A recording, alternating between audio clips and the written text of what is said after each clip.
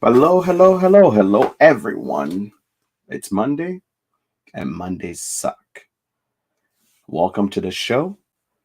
If you are here, thank you for joining. And if you are here to watch, make sure you are not selfish. Share with your friend, bring them in, and let's have an amazing conversation. We have a great guest today. This is a brand that anybody that is in the whiskey industry knows about.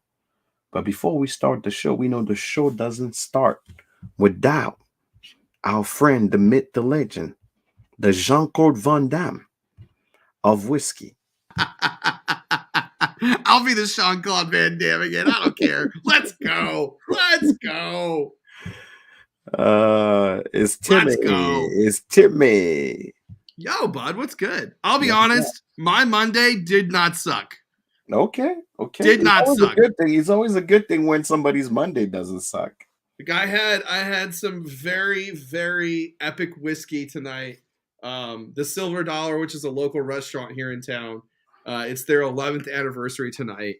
And to commemorate, they had a cornucopia of epic whiskeys that they were pouring for $11 each.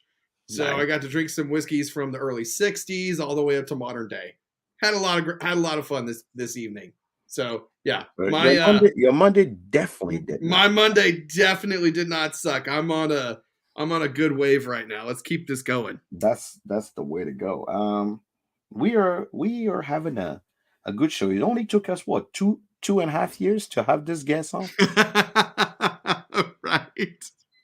Took us a minute, but we got here. It's all right. You know what? We got It doesn't here. matter. It doesn't matter. It's the journey. It's part of the journey, man. It is part of the journey. Now we are the coolest show on the internet. Now that we have Pinhoock on, we're the coolest kid on the internet. But yeah, it's my weekend. My weekend was quite interesting. But Did you have a it's sucky Monday? Yeah, Mondays never. I'm sorry, bud. Mondays are never. I'm gonna send you some of my good Monday vibes Yeah, because I'm sorry Mondays you had are a never, sucky Monday. never great. You know, when you work in financial and anything insurance and financial related, Sure. everybody wait for Monday to tell you how they ran into somebody, they got into an accident, they need their insurance card that they should have had. Mr. Bigadoo, you'll never understand what You happened to will me this never weekend. understand the pain I go through, and you're like, I've been waiting 3 days to tell you. so it's one of those that when you like there is no way you come back from Monday and you're not drinking something. And Oh yeah, that's why the truth is barrel speaking of proof. drinking, for people that are joining us, if you're here on the internet, you're on Facebook, you're on YouTube, or you're on Twitter, we always start the same way with what are we drinking? What are we drinking? What are we drinking? What are we drinking? I'm gonna start making like voice jiggles for this thing. What are we drinking? You know what? I have not put anything in my glass since I got home. The last thing I drank before I left Silver Dollar was a 2016 Brent Elliott single barrel that was friggin' awesome. If you go look at my story on Instagram, you can see all the cool stuff that I drank because it was a lot of fun.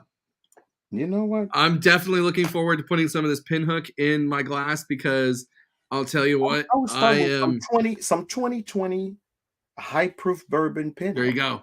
I will tell you though, I'm a huge fan of this new bourbon war. So for all of you guys who don't know, I'm gonna turn my camera off really quick just because I'm getting some water. But what are we drinking? Okay, so for all these people, go ahead, Jack. Sorry. We are today I pull out all the Pinhoock. I'll be honest and say the only time I actually drink Pinhoock is in the winter. For some reason, I just like it in the winter because of the spice notes that come from Pinhoock, and they're interesting. I have so many questions, so many. Well, I mean, I think this is the place to fucking have them answered. So right, I think we're in the right place. Absolutely. So even the high proof bourbon, it's Yeah, this one is. I haven't visited this one in 2.5 years. That's Damn. that's, Okay. that's how much you can tell. I have too many Pinhoock. That's what I was saying at the beginning of the show, because I can drink to it. But the reason why I love their high proof actually bourbon is because I don't know about you, but if you like yourself a nice old fashioned, if you use You know I Pinhook do. proof, Or Manhattan. Whew. you are in for a treat. You are in for a treat. But uh let's see what people are drinking. Pinhole marriage. Oh, that Pinhole marriage. So a lot of people Oh. know a lot of things about Pinhole. I'm sure we're not gonna ask. I think tonight we are gonna be unorthodox. Right? Mm. Gonna be unorthodox because I've seen a lot of interview of Pinhole. I've been following Sean himself for a long time. I heard him talk about whiskey. He go to place talk about food. I love his approach on a lot of things when it comes to Well, I conversing. mean, like, I mean, he could correct me when he comes in, but I feel like he's a really big foodie. He is. I feel He like is. you have to be able to do the things that he's done with his palate, whether it be wine or bourbon. You kind of got to have it dialed in with food, and I feel like he knows his palate. Well, as the kids say, his palate fucks. Okay. All right. All right. So without further ado, let's bring in the guests of the night. Let's bring in Mr. Sean, the There pin he is. man himself, and his There and he his is. right hand man, right? His right hand man, Brent. Brent, Sean, welcome to the show. Brent say he has his makeup on right now. He don't want anybody to see him. I got my curlers in. Yeah, he got his curlers and he don't want anybody to see him. So what we're gonna do is he's gonna hide behind the camera for now. Sean, welcome to Monday Sucks. Uh thank you for giving us the opportunity to chat with you. First of all, I'm I'm lucky to be here. Second of all, I enjoy what you guys do. I follow you guys, and I think it's a good opportunity to set the record straight. Nobody ever asked me to be on the show, so Oh, I Sean, don't don't let me I pull don't know if Oh you, receipts out. shit! if Don't I let me Ah pull shit! let me receipts just out say now. if anyone tried to ask anyone, they didn't ask me because I would have said yes. I 100%. definitely asked you. Um, Hence why you're here. you did ask me, but that was the first recollection I have of someone saying you should be on our show. And Well, to be hey, fair, I have to say this can I about. interject a little bit Oh, here? I'm please, so glad. absolutely. I'm so glad that Tim, you're the John Claude Van Damme of bourbon, and not the Steven Seagal of bourbon. So yeah, and much better, much better. This is called the Hidden Crane. Oh my God. We don't like to give him a lot of we don't like to give him a lot of credit. He gets crazy when we give him too much credit. What's good, guys? What's going Welcome on? to the show. It's great to be here. I mean, I don't know how you guys feel. I think whether you like food or not, Thanksgiving has got to be pretty high on the holiday list. I You love know, to cook. So to me, normally I might agree with you, Mondays suck, but to me, I'm kind of like I've got 3 kids. They they sort of had school today. It's all winding down. I already went grocery shopping earlier this evening, get my shit together. So I'm not scrambling. I don't want to be that person in the grocery store waiting in a long line. Get a little bit ahead. I already set up my beverage program. There Okay. you go. All right. I know That's what the way to go. cocktail. I know what cocktail I'm doing. I bought my wine 2 weeks ago. Yeah. I feel ahead of the game, and I'm just excited the next 2 days of try to knock out a bit of the prep. So Yeah. you're Sure. not getting your ass handed to you on Thursday. That's not what you want. You want to be totally set up for success and just feel like you're kind of cruising on Thursday. So I kind of love. Hey, I love. Sean. So I'm excited. Sean, did you get any Beaujolais Nouveau this year?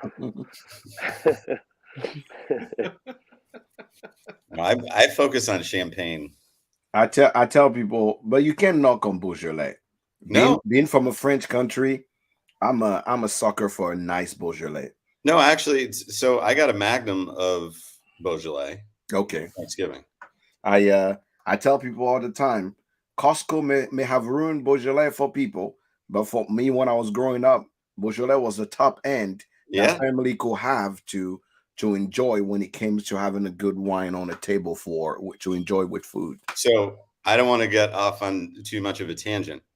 There are 10 villages in Beaujolais that are allowed to put their name on the bottle On a bottle, yep. because those villages are considered to be capable of growing higher level fruit, Yep. which then produces a very high quality wine. Those are called Cru Beaujolais. Yep. And what's interesting, and this is what I was, it was always fascinating to me when I got into wine. People always want a shortcut, but there is no shortcut. So the only way, there are 10 crus, and they don't say Cru Beaujolais on them. They don't. So you would just have to look and see a Beaujolais that says Morgon and understand that that's one of the villages. That's one of the. If you know the villages, yeah, you have to know the villages, so you have to memorize the stuff. But those wines are much richer, more intense, more complex. I wouldn't say capable of like very long-term aging, but they can age a little bit. And they're kind of the perfect Thanksgiving wine because they're not so rich and heavy. So they're going to go well with kind of everything, Yeah. It's good with poultry. It's going to be just a versatile wine, served slightly chilled, and I actually don't have anything against Beaujolais Nouveau. It can be quite good, but there's a lot of terrible Beaujolais. Oh, wow. There's just poorly made product. And one of the fascinating things about bourbon is that the laws that govern bourbon making are so strict. There's actually not a lot of really terrible bourbon, right? That's the reality is. I don't know about that. I'll put a parenthesis around that. I would agree. I would agree with that statement for most of what you're saying. I would say, what you're saying, Jack, and I would agree, right? If I was to get into nitpicking, 100%, can I point out to some things I don't like? But the idea that it has to be 51% core and new charred oak barrel, blah, blah, blah, it basically guarantees, and the fact that you can't bottle it below 80 proof, these are all things that are ensuring, if you want to say straight, it's got to be 2 years old. All these things ensure. Now, if you make bad distillate, nothing can fix it. Correct. But if you start with good distillate and you make distillate and you play music to it for it to be better, but then you can't fix it. But then, and that's kind of what's interesting, though, is like those laws do protect the overall quality of bourbon, so that for the average, not people that are enthusiasts, but for the average person who just goes somewhere and has something called bourbon, for the most part, it's going to kind of be on point and recognizable. Again, they're not geeks. They're not enthusiasts.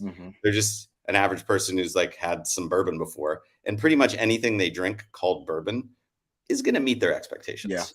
Yeah.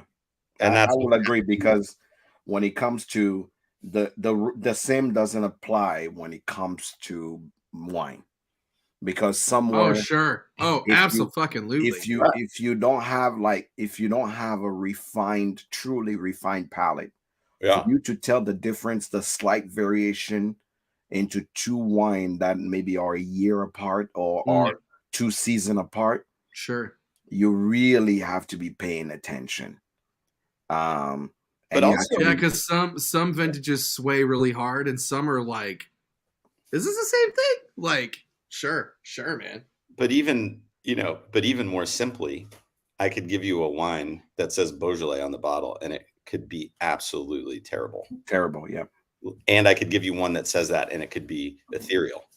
And you have to know a lot to be able to figure out how to make sure you're getting the one. You're getting the best. And I think even when it comes to whiskey or even any spirits in general, I think the only main protection we have is the label, because you almost can't get away from the label, right? Because what you put on a label can, save you or put you in jail, because you put it on a label.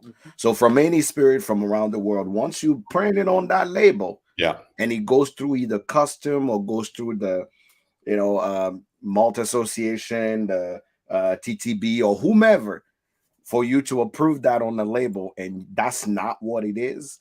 So reading labels actually is very fun for me because it tells me everything I need to know about a spirit. Also, it tells me if somebody is full of shit as well. So Well, I think this could be a really good segue for why we're even talking about wine and why it even came a conversation. Maybe for people that are watching this as a a recast or watching it right now. Sean, can you kind of like give your background a little bit and Who are you? And where who did are you you? come from? Who are you? And why are we talking about wine? Let's go there. I need to put that in one of our segments. Who are you? Who are you? Absolutely. So, actually, to where Tim started, I started working in restaurants. I actually was one of the people. It does happen to some people where I don't know if anyone's had this experience where you're lucky to be fired. You find yourself in the wrong business and you don't even know how you got there. I got fired once in my life so far, and I was fucking thrilled. Yeah. So in this case, I didn't know that I was thrilled because my wife had just opened, this was in 2004. My wife just opened a little Spanish restaurant. She lived in Madrid for a number of years. I just had she's fluent in Spanish, had a huge affinity for Spanish food. And she felt like there was no Spanish tapas restaurant in New York that was anything like where she lived in Madrid. And so her dream was to open a Spanish tapas bar. And I worked at a design agency. I was an account manager. And, I was supposed to be, it's not like I was making a lot of money, but she was paying herself, she and her partner were paying themselves like $300 a week, right? So at least I had a paycheck and I had insurance for us. And the restaurant opened in July of 2004. And I got fired on September 1st. So they opened. So basically a month after the restaurant opened. Yeah. I got fired. And so I don't know that I was thrilled because the situation was very difficult. Sure. We were newly married. She had just opened this restaurant. Like I was supposed to be the one with the steady job. But the one thing I knew for sure was that I didn't like what I was doing and I just didn't know how to get out. And I was 30 at the time. And so I just ended up running food at her restaurant. So for anyone who hasn't worked in a restaurant, it's just like it sounds. Your job is simply to run the food from the kitchen to the guest in the dining room and deliver it to the right person and the right table. And I don't know. Restaurants are one of those things. Either you kind of have you do it and you're bitten by the bug and you just want to do more of it. Sure. Or you think it's the worst thing you've ever done in your life. And I think both opinions are perfectly valid. And so that really was the beginning of me. Like, I was like, this is it. This is the thing that I've been meant to do. And I didn't know really at that time. I was so early on, I was just running food, but I was like, this is it for me. This is what I want to do. And so I realized pretty quickly I could not be a food runner in my wife's restaurant. It's weird to be in the tip pool with other employees and it's whatever. Sure. That almost caused, that's the closest we've ever gotten to being poor. Fuck. But so I quickly realized I had to go work somewhere else. The thing that made the most sense to me at the time, and I still think it was not a bad idea, was, all right, if I'm going to do this for a living, I should see it at the highest possible level. And I was in New York. So I was like, a lot of great people came into my wife's restaurant. So I was able to get a job at what had been a 4-star restaurant called Chanterelle in Tribeca. And it was like another world. Like I'd never see. It was crazy. Like the level of people opening $1,000, $2,000, $3,000 bottles of wine. I mean, it was just true fine dining at the highest level. And I was so out of my depth. And what I quickly realized was not knowing anything about wine was my greatest deficiency, even though my total lack of knowledge about any of it was a pretty big deficiency. But the wine was particularly noticeable because it was a small restaurant. So during lunch, there was no sommelier on the floor. Someone would just say like, oh, I'm having the Bass with the red wine sauce. Which white wine do you recommend? And I'm just like, I don't know.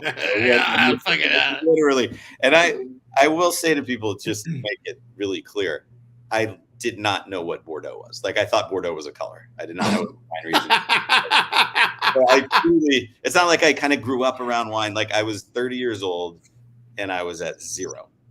Okay. But the cool thing that I learned, and I think this is a great, lesson in life, is there were servers who'd been there for 25 years at this restaurant. The servers who were considered like the junior servers had been there for 11 years. Oh my And God. so there was a lot of seniority.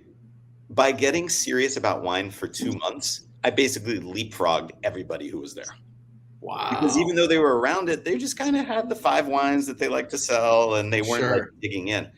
By digging in, the sommelier who was a master sommelier, Roger de Gorn, immediately took me under his wing because I was the only person who seemed to give a shit.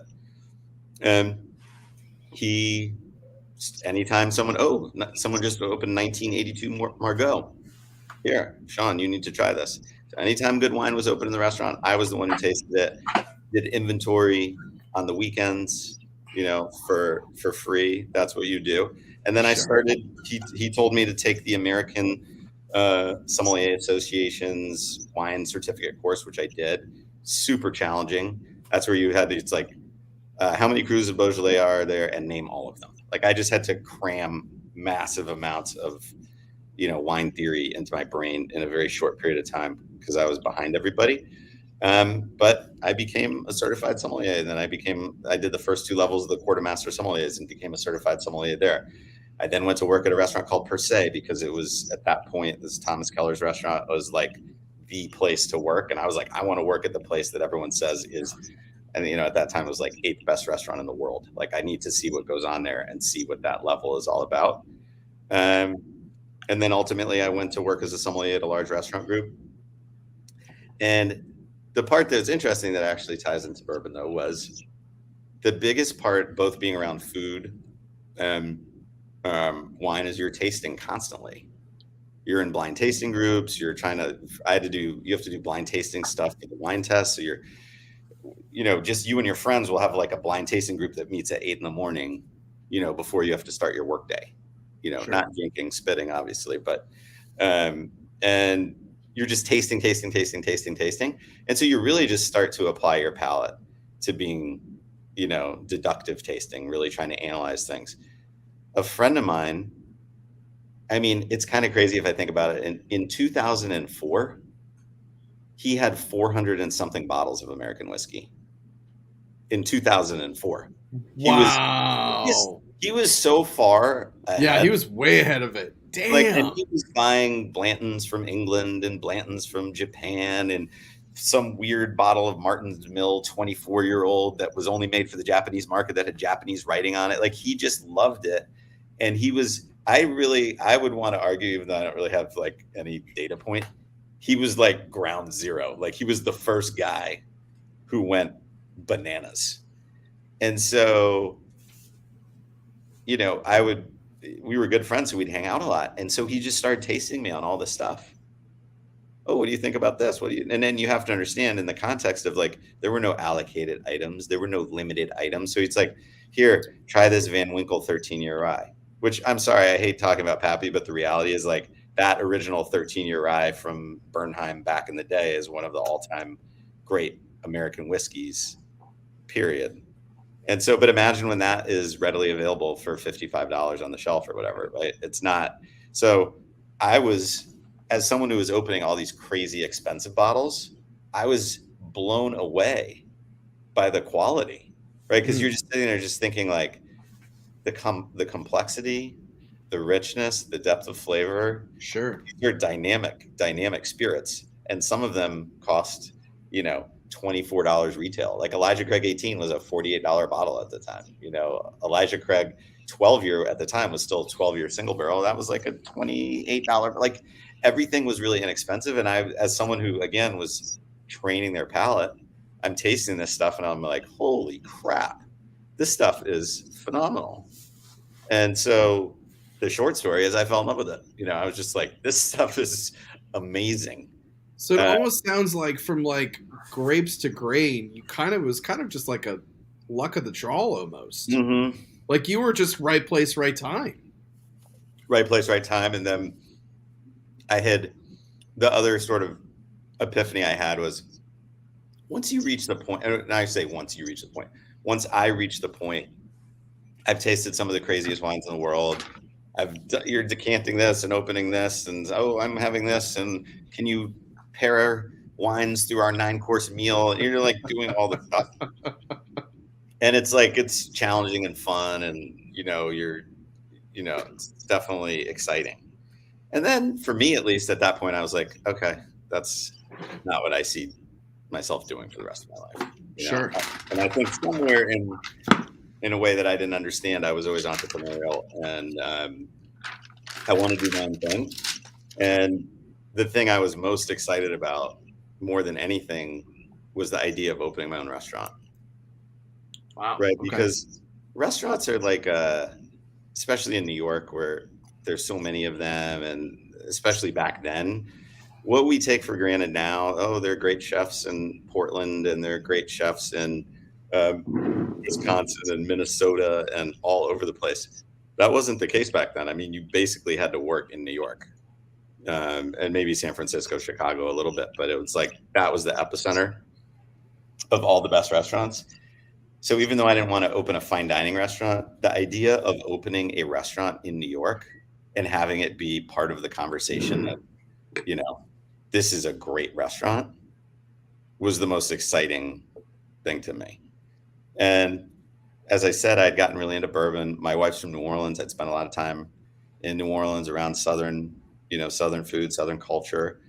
And through my friend who had this big collection, we decided to open a bourbon bar in Brooklyn in 2008 called Char Number 4, which was way, way ahead of the curve. I mean, way ahead of your time at that time. We were ahead of our time. You're way ahead of your time. And so we consigned his collection to the restaurant. Oh, no way. So we opened with this bonkers, wall of whiskey. And the thing that was really unique about it is I don't really think, to be honest, because I'd spent time in Louisville and Lexington. And Brent might have a point of view on this too, being from Kentucky, but I don't remember. There's Bourbon's Bistro. There's obviously Bluegrass Tavern. There was Proof on Main in Louisville. Lockbox hadn't opened in Lexington yet. Those are the only, as far as places, everyone of course had bourbon kicking around, but as far as a place like Bourbon's Bistro where there's like this huge wall, or, Bluegrass Tavern where there's like all. I would say as far as Louisville goes, Bistro was the originator for the restaurant. Yeah. And Westport Whiskey and Wine was the originator for the retail. Yeah. But from an on-premise standpoint, there's almost nothing.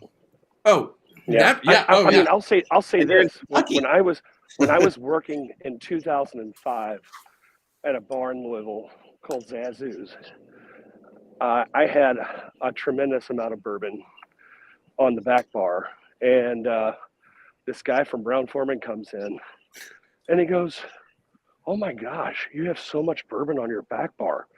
Why?" And I looked at him straight in the eye, and I go, "We live in fucking Kentucky, man." and the guy was like confused. It was so bizarre, but yeah, that's how things were back then, though. So. I remember I've had conversations with Jason, and he was telling me, when he first opened Bistro, he was like, "I don't know if this is the move. Like, yeah, I might have made a mistake." Like he was telling me for the first couple of years that he struggled with that a lot. Like, was this the right way to go? Yeah. And I think in my mind, when I look back on it, I feel like we opened the first kind of American whiskey bar and restaurant in the United States of America that wasn't in Kentucky. And then even in Kentucky, there weren't that many. But I think that there was it's hard to control how your restaurant is perceived and how people kind of enjoy it when it opens. We were very lucky. I think that there's a pretty strong connection between what we imagined and what ended up happening. But we were pretty aware of this idea that, one, we were going to try to put bourbon in a different type of light. Mm-hmm. So I had a chef who'd worked for Daniel Boulud, who's one of the most famous chefs in the world, for 10 years, but he's from Texas, and he was tired of doing the fine dining thing.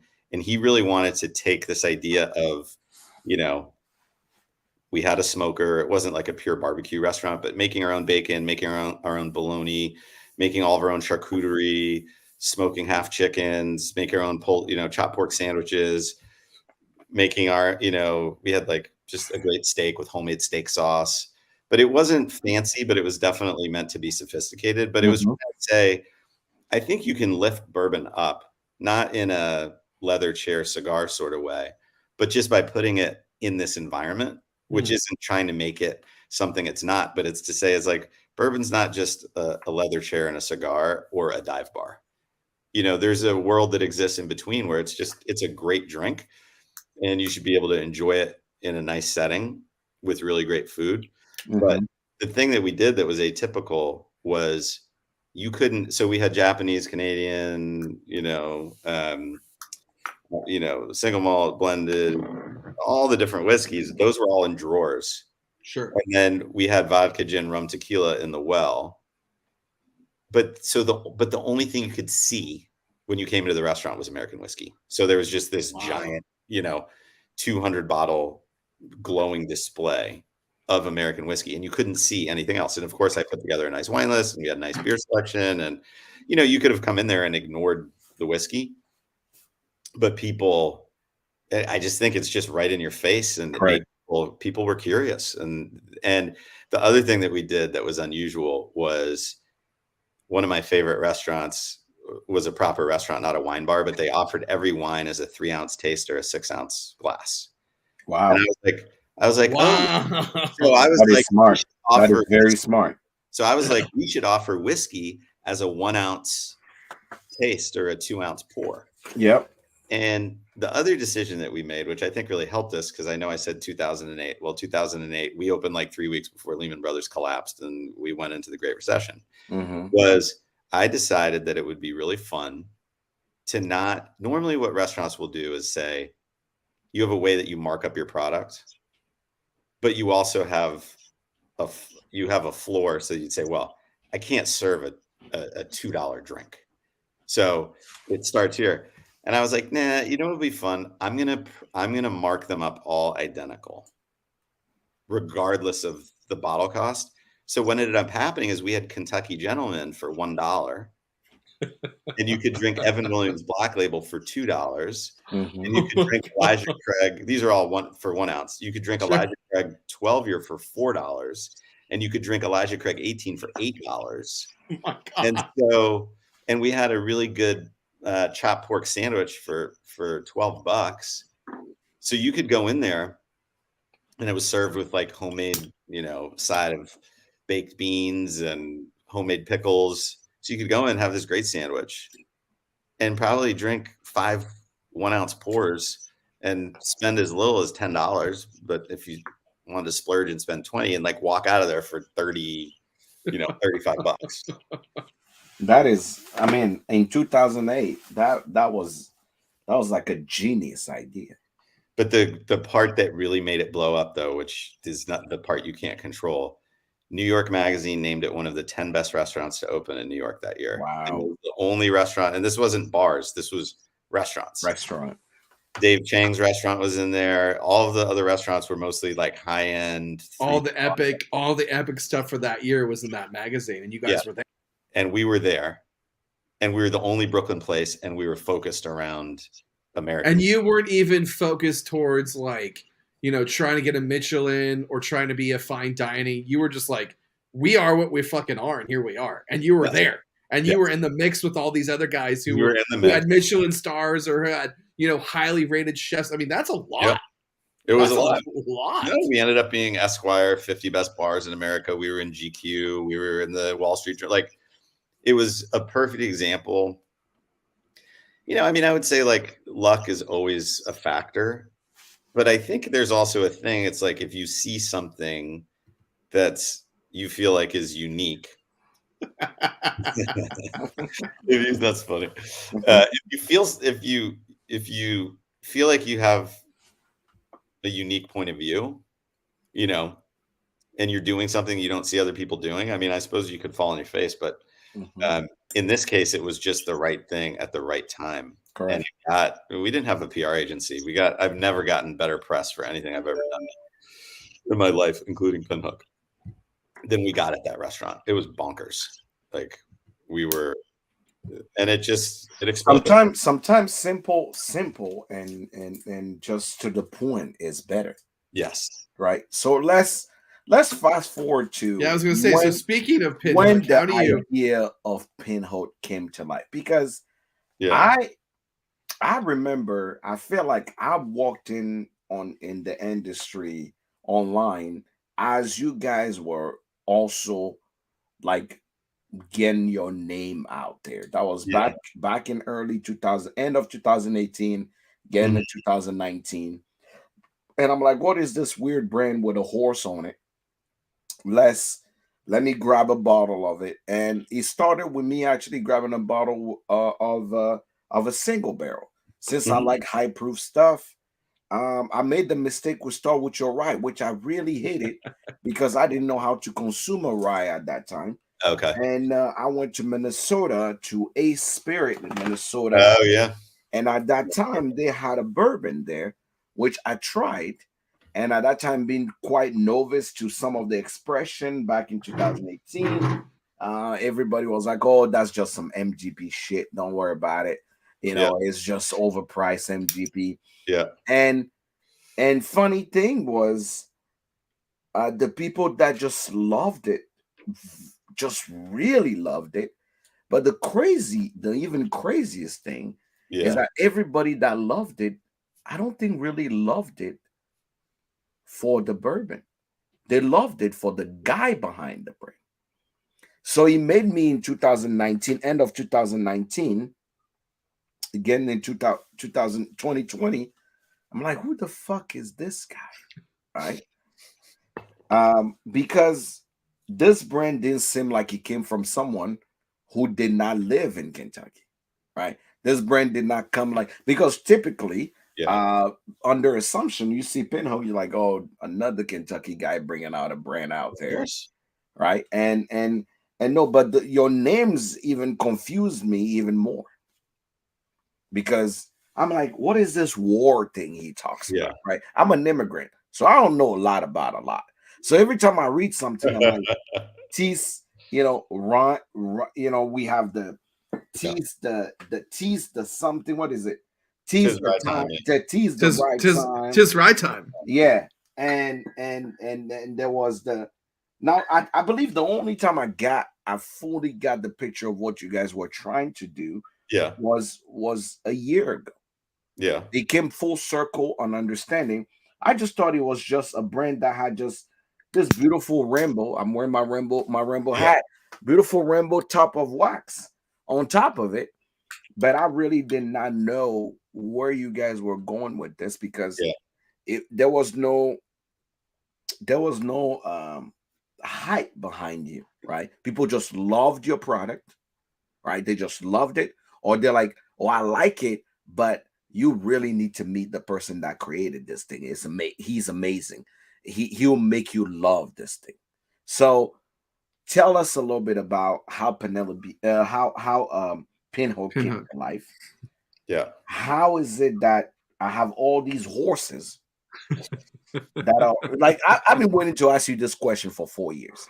How is it that I have all these horses on this bottle? Yeah. What's the correlation between a New Yorker or someone from New Orleans or New York experience has to do with the horses? Yeah. And how does this brand came about? Because you did amazing thing in the last 18 months that I want to talk about, but I really want someone next time to walk into a shelf Yeah. to pick up a Penelope to really Pinhook. understand Pinhook. how does this thing come about? So it really started, if you go back to chart number 4, in spite of everything I said, which was true about how amazed I was by all of these whiskeys, it was a very boring category back then. I mean, you basically just had, if you think about the 9 big distilleries that were at the time producing 95% of the whiskey, like there was 2 or 3, Hudson was around, Stranahan's was around, St. George was around. There was really no craft. There was no craft. And then the big guys were just putting, so even think about this, in 2008, Maker's Mark's still claim to fame was we make one product. That's it. We make one SKU. There's one Basil Hayden, there's one Knob Creek, there's one Woodford, right? Rye hasn't really become a thing. So I think the industry has transformed so rapidly in really a relatively short period of time that it's hard to forget that like no one was doing finishes. Yeah. Right.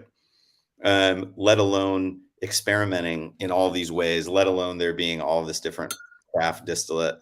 Right. So my perception coming from the world of wine was like, there's got to be so much more room for creativity. Sure. Right. And I think that it's like, I would never pick on, well, let's say Penelope, because they're friends of mine. But I'm always happy. And Matt is here, so really pick on Penelope. Yeah. But Matt is here. Be sure to pick on Penelope, because I had what is a lapsus language and said Penelope, and all of a sudden it's like, did someone say Penelope? That's because you distracted me, Matt. That's Matt's fault. He hijacked our show. But I was, let's take, for example, someone I can pick on because they're so big. I remember thinking that the Woodford Derby bottle made no sense. I was like, I'm saying as a consumer and a bar owner, I was like, why should I care if you literally take the exact same juice that goes into a normal Woodford bottle and you put it in the same bottle, but then you put a different label on it every year, but still giving me the exact same juice, right? Like, couldn't you be bothered to make some sort of special Derby blend, and maybe the Derby blend was different every year? Like, that would be fun. Or maybe there's a certain warehouse that you think has barrels of a certain character, and those are your Derby, like whatever. I mean, you could ideate on this all night long. There's so many things you could think of that are actually interesting. Yeah. Right. But not what they did. Right. Which is totally uninteresting. And that was how I saw a lot of the industry, again, as a bar owner, as someone who's being sold the product all the time, as someone who wanted to enthusiastically share the products that we had. Right. So that if someone came into my bar and said, oh, what about the Woodford? And I'm like, you don't want to drink that. It's the same shit they put in the other bottles. Don't even worry about it. Yeah. Right. So I was just being authentic to what I actually cared about. The number one thing that jumped out at me coming from a wine perspective is, why is it all made to taste the same? I knew enough. Like, why does every distillery just have a flavor profile that they replicate? And so, that's the opposite of how good wine is made. Yeah. And I knew enough to understand that there was variability in the barrels, because for all the reasons that we know. And so my thought was simply, why can't you take a winemaker's approach to bourbon? Why can't we make vintages of bourbon where there is no flavor profile? You're blending it like wine, and you're looking at your mature barrels as your harvest. So you can just say, we're making the best thing we can with what we have at this moment in time, thereby creating a vintage. Right. So that was the idea before there was a name, before there was any of it. We bought, this is another, I always love mentioning this one. You might have heard it before, but it was like, it still kills me. So this is like, this sort of idea of a winemaker's approach to whiskey was 2010. 2011, myself and my two co-founders, Jay Peterson and Charles Fulford, decide we're going to buy some barrels. We buy 20 barrels of MGP 3-year-old bourbon for $465 a barrel.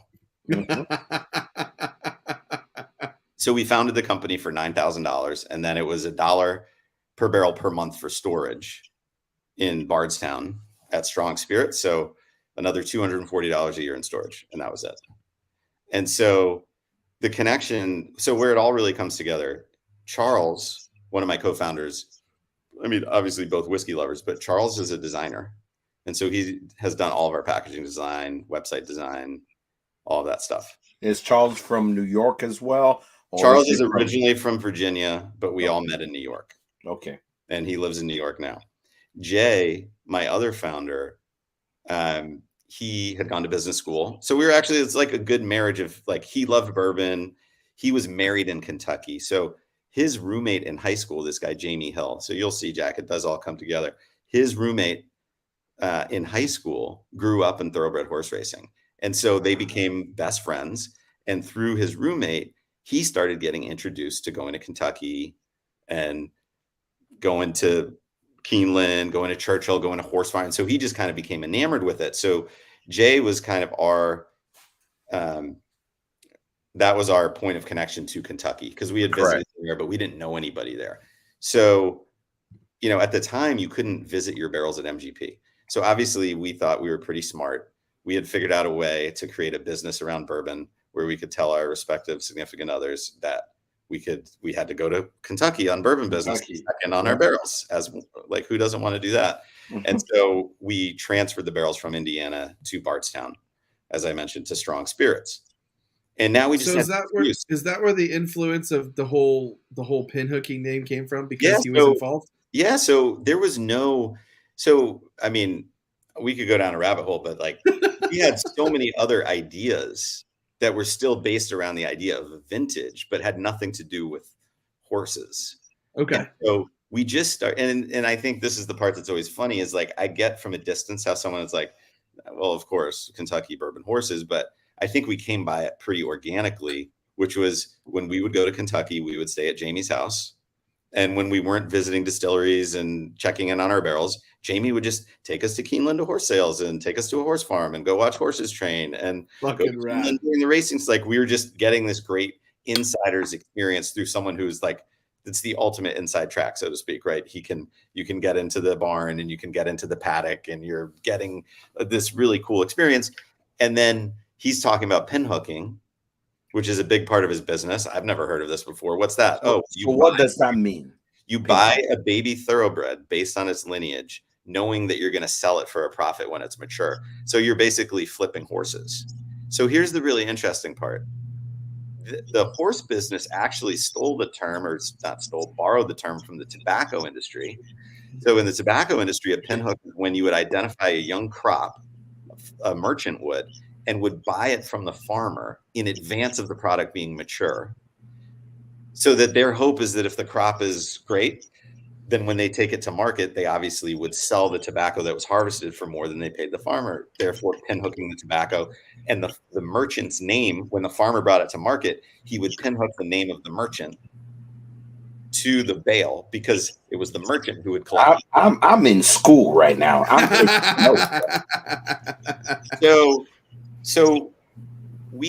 this goes back to the big picture, right? We knew we didn't want to have a distillery. We wanted to take a winemaker's approach to whiskey. There was a serious lack of transparency going on back then in terms of people pretending they had distilleries. There was a lot of shady sort of, and that's something else that really bothered me. And so we were really determined to say, what are all the things we don't like? Let's try to do it what at least we perceive as the right way. And so what we thought was cool is to say, we love this idea that we're pinhooking bourbon. We're buying baby bourbon based on its lineage with the intent of selling it for a profit when it's mature. And what we loved about that was it was very explicit in saying that we buy and sell. Correct. We don't distill. We don't pretend to have a distillery. We buy young bourbon. We mature it. We blend it and bottle it. And Jamie also has a racing stable called Bourbon Lane Stable that existed before the name Pinhoock ever came about. And Jamie, because he loves bourbon, called his stable Bourbon Lane Stable. And his marketing idea that had nothing to do with us was, I will name every horse in my stable with bourbon in the name of the horse. That way, wherever my horses are racing in the country, if you see a horse with bourbon in the name, it's probably a Bourbon Lane horse. Bourbon Courage, Tiger Bourbon, Bent on Bourbon, Bourbonized, any bourbon name you can think of, he's probably named a horse Bourbon something or something bourbon. So Jamie is what we'll call a horse guy. He's a horse guy. He manages a racing stable. He pinhooks. Like, I mean, that's the thing about it is, like, we were like, this name is so cool because it explains exactly what we do.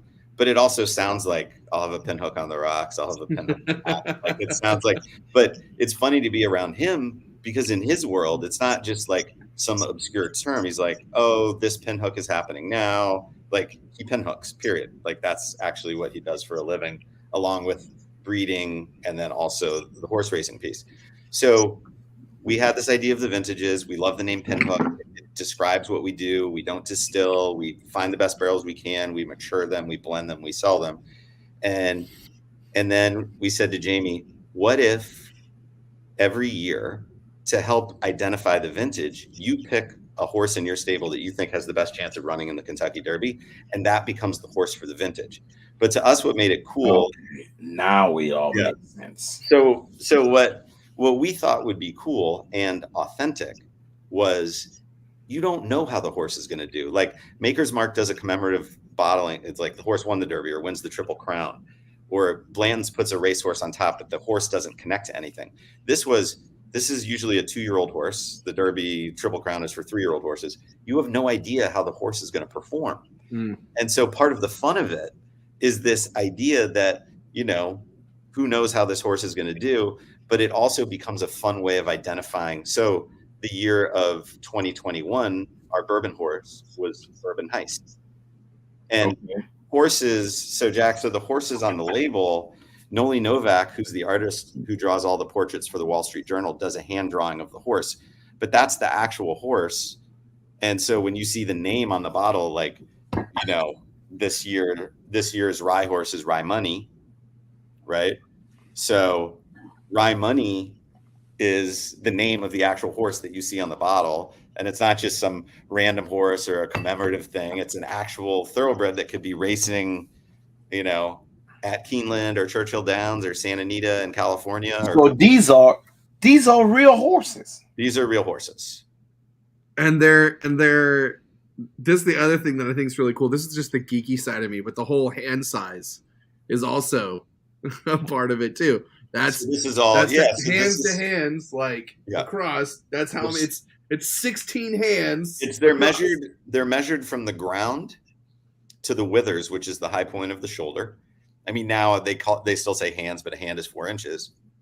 But this is all very technical stuff that Jamie, would say. It's like, this is, if you were at a horse sale or if you were looking at a horse, like this is how the horse would be described as a chestnut filly, 16.0 hands, so on and so forth. And so part of what we were getting to, Jack, was, and even though I get where it does create some confusion, was at my bar, I was starting to see people are into the collecting thing. But if you had, 5 different years of stag, you just have the same bottle 5 times. Correct. So what we were trying to do was get to this idea. So here's the other thing you should check out, Jack. You have some of your bottles in front of you.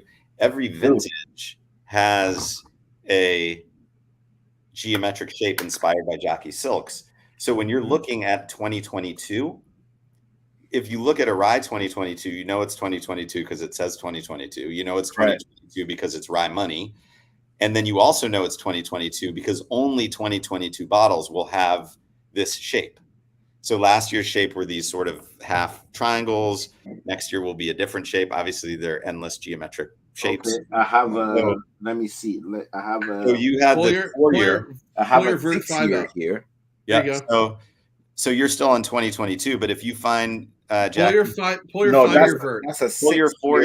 Pull your 4-year from. Okay, I have a 4-year here from the vertical. Yeah. So that year was the Chevron. 4-year versus 7-year. There you go. Yeah. Absolutely. So when you line up, if you were to acquire the missing vintages, the 5 and the 6-year of the gold wax, you would see 4 different geometric patterns. That makes sense now.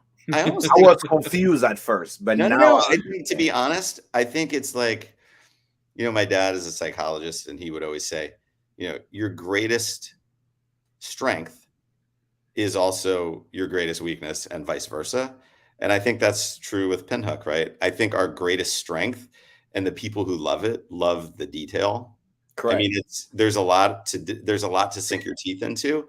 And then I think the people that don't like it are like, I can't fucking get it. They're all these different colors. They have different names on them. I don't know what the fuck's going on. I will be honest. I hear that a lot. I also was that guy. Yeah. But I think the other thing to point out too, Jack, is, and I think it's also just because, even though we launched in 2014, it wasn't really till 2017 that we started trying to grow. And then 2017, we only had a green wax rye, which is our everyday rye. And then by 2018, we only had an everyday rye and an everyday bourbon, orange and green. So it wasn't really till 2019 that we started having more colors, right? So each color is an expression. So if you ever see orange wax, that's Pinhoock everyday bourbon. If you see green wax, you know it's Pinhoock Everyday Rye. If you see magenta, you know it's Pinhoock High Proof Bourbon.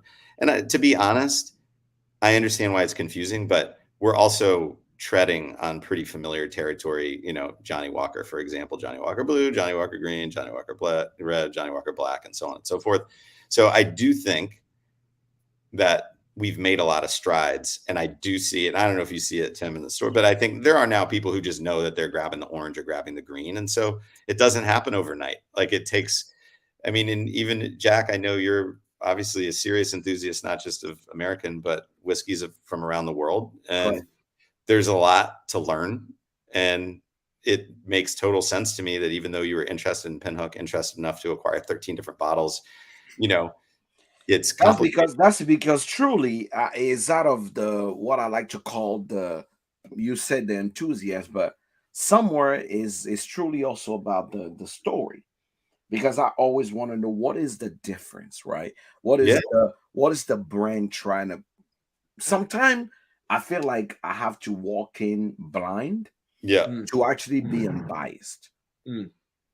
And to be unbiased, sometimes I have to buy something based on truly just knowing, okay, what did this brand, if I didn't know anything about it, wanted me to perceive out of this. And you know what? And maybe where we weren't successful, but and I haven't said it, so I'll say it out loud, is like, to me, more specifically, what's important to me in the idea of a winemaker's approach is to say, the amount of variability in the barrels that are aging in rick houses is far more than most of us could ever imagine. Oh yeah.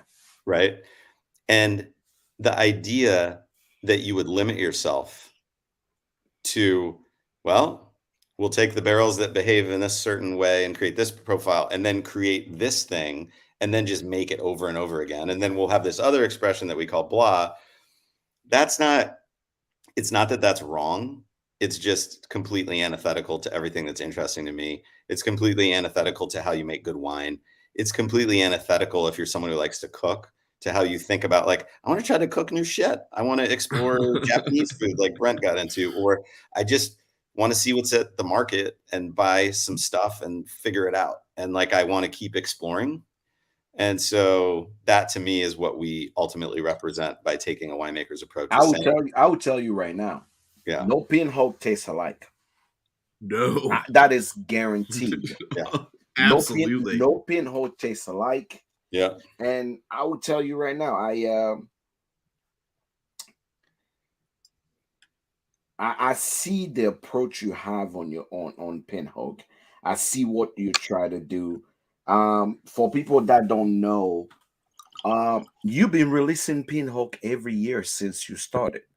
So from 4 years old or 3 years old, all the way down to 7 years now. Now you're releasing. And we didn't even talk about the fact that, I mean, now our 4 core products, like I consider them the core 4, everyday bourbon, everyday rye, high proof bourbon, high proof rye. Those are all distilled at Castle and Key. We were the first people to sign a contract with them because Jamie was friends with Will, who's the owner. Right. And so that stuff, I got to sit in a room with, it was Marianne Barnes at the time, and create the mash bills with the yeast combinations for Pinhoock. So that stuff I've been tasting. Now we have 5-year-old barrels. So your everyday bourbon are from Castle and Key. Correct. So now the only thing, in fact, if you look on the back of this bottle, it will tell you distilled at Castle and Key, Frankfurt, bottled a Kentucky artisan. So it's their stuff. I mean, yeah. So it's only the vertical now, Jack. It's only the gold wax, which is vertical, the 9-year series ages that's going to follow the bourbon from age 4 to age 12, and the silver wax, which is MGP 95.5 rye, which is going to follow the rye from age 4 to age 12. So those were still MGP. What you bought. Those are what we bought originally before we knew that we were going to, sign this contract. I just want to make sure I know what I'm buying. You got it. Sean, can we touch on that? Because I really want to get into the vert, because it's why do you guys call them vertical? Jack, did you taste this? Did you taste the 7-year? Dude, that 7 year. I'm fucking up this bottle That already. 7 year, I'm not gonna tell the public about it. No. It needs to remain a secret. That's it. I will tell you right now. I'll be honest with you, Sean. About 2 years ago, I would say a year ago, I stopped buying your stuff.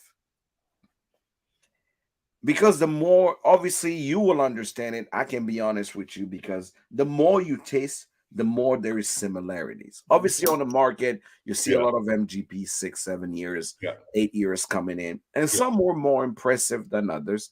One thing I respect you for is that you respect my rule. You give it to me at cast strength. I love it that way, and that's how I want. But I became bored because for me, there wasn't enough older juice or more impressive juice. So as you can see, I have 4, 5, and I have one of the 6 because I was a barrel pick. But I have not actually went and brought anything. Beside the collaboration you did, which I'm gonna come to your collaboration because I truly believe on your culinary abilities because I've already went and stalked you online and I know what you can do. And the people you collaborated with for me were the most genius thing you've done in the market. More people need to actually go the way you're doing, right? That's one. But so when this new year came, I really didn't want to buy anything. I'm like, I love what Sean does, but I'm bored because for me, somewhere I wasn't getting, you weren't tickling my fancy anymore. That's the best way I can put it. Yeah. Boy, was I wrong. Yeah, I mean, this is. I mean, I have to. I'm sorry, Sean, but I have to comment on your greatness on this one too because this is the bottle that for you. I mean, I've been fucking with you since 2018 when I first ran into you at Westport when I was running the bar there. And you came in and you did the whole. This is what we're doing. This is the vertical series, and you were showing off. I think the 4-year or the 5-year at the time, and you're like, "We're gonna go forward. We're always gonna offer the bottle."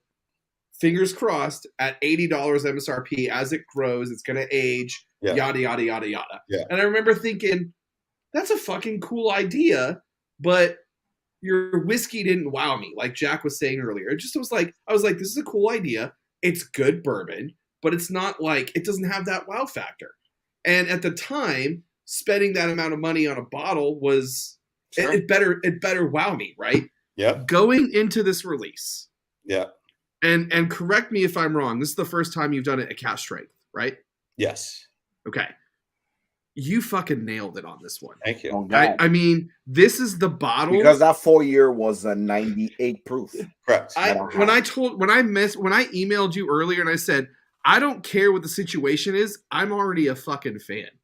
I'm right here. I'm already a fan of what you're doing. This right bottle. Here, this bottle blew my mind. Dude. I would tell anybody if you never bought Pinhoock, right? Let's be honest. If you never bought Pinhoock, and never grabbed a bottle of Pinhoock, and you just thought, I'm curious, maybe I will try it. This is the motherfucker you need to start with. Agreed. I'm agreeing with that. So I want to tell you one thing. I've been trying to keep a poker face the whole time. No, dude.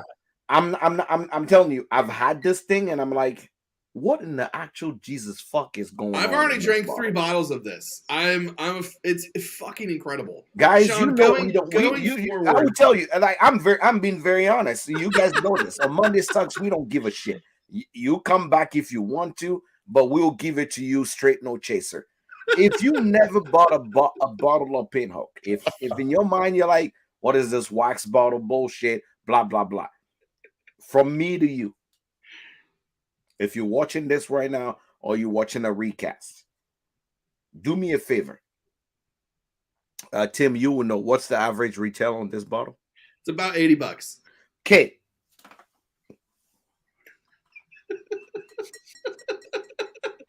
You see this? 7-year. Let me give you this. 7-year cast strength, unfiltered. This is just for you to actually go and grab yourself one of these. And after Thanksgiving, I will take my commission and thanks after you get it. Because I will be honest and I know clearly for say, sure that where Tim works, yeah, everybody's a fan there because they have sold I have sold. I think I've sold. of I think I've sold Pinhoock 25. 7-year whiskey. At least, I think I've sold 25 cases of this already. At the very so least. I just want to make sure. I'm gonna send you more. And I will tell you, if you're like me, and 3 years ago you've had some Pinhoock, and you're like, I don't know about this motherfucker. Like, I don't know. If you've been there, right? If you just been there, and like, you know what? I don't know about this motherfucker. It's not for me. I want you to go back and revisit with this 7-year right here, because Sean, I will tell you, one of for the longest time, I'm like, you know what? Everybody's hyping up this Pinhoock bullshit. I had it. It's okay. It's not it. This right here, go get your mama, your baby mamas, and their baby mamas. Every person that I've poured this for has left with the very least a bottle. I poured it for somebody this weekend. They were already going to buy a bottle. And I started talking it up in the whole process, your barrels, the whole 150 per allotment, the vintage, yada, yada, yada. And then they tried it, and they fucking left the whole case. They were already going to buy a bottle. This vintage. Tell you right now, you see how you are. Here is how I feel about your whiskey, and this is gonna come a little awkwardly. That's okay. Imagine that girl you knew in high school. Then y'all go to college, and something crazy happened in those 4 years, and then you come back to the same town, and you see her, and you're like, "What the fuck happened to you? You went from somebody I just knew in college, but now I just want to put a ring on your finger. Like, you are having my kids, you are having we are grandparents already. That's how much in the future I see us." That's what happened to, in my opinion, that's what happened to Pinhoock. It was this thing that I knew. It was all right. And then we separated for a couple years, and we get back we come back in this situation. Now I'm like, oh shit. I have to tell you two things. One, I mean, it was a little bit of a leading question, but I feel like it's never a good idea to be remotely arrogant in this industry. By the same token, I do have this point of view. It's like, if I think a whiskey is like, no, this is really, really, really good, then I almost, and maybe I can't be super objective about something I blend, but I just know if something's really good. And I kind of think this is one of those ones where if you really like whiskey, genuinely, like if you like American whiskey and you try to tell me that you think it's just like so, I kind of like, you're entitled to your own opinion, but I'm not sure I'm buying it. So that's why I was really curious and obviously Jack over delivered. I was like, did you try the 7-year? Do you like it? If you tried it and you go, like, you know what? You don't have a fucking palate. You don't have a palate. You're a fucking idiot. Okay. So I want to bring this up. Yeah. And we can segue into some other things too, because I still want to get to the other one. I still want to get to the rye money as well. But when you first originally, and once again, correct me if I'm wrong, you started with 1,500 barrels of bourbon, right? I mean, the vertical is like 1,350. Okay, cool. So going forward, grabbing 100 plus barrels for each vintage and blending it out and still trying to keep that same price point. Okay. Here we are at here we are at 7 years, and this is, I mean, fucking incredible.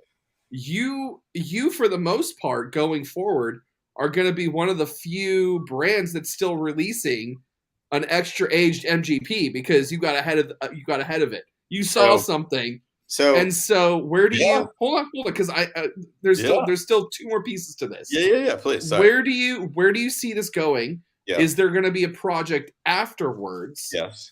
And what do you hope to get out of it still?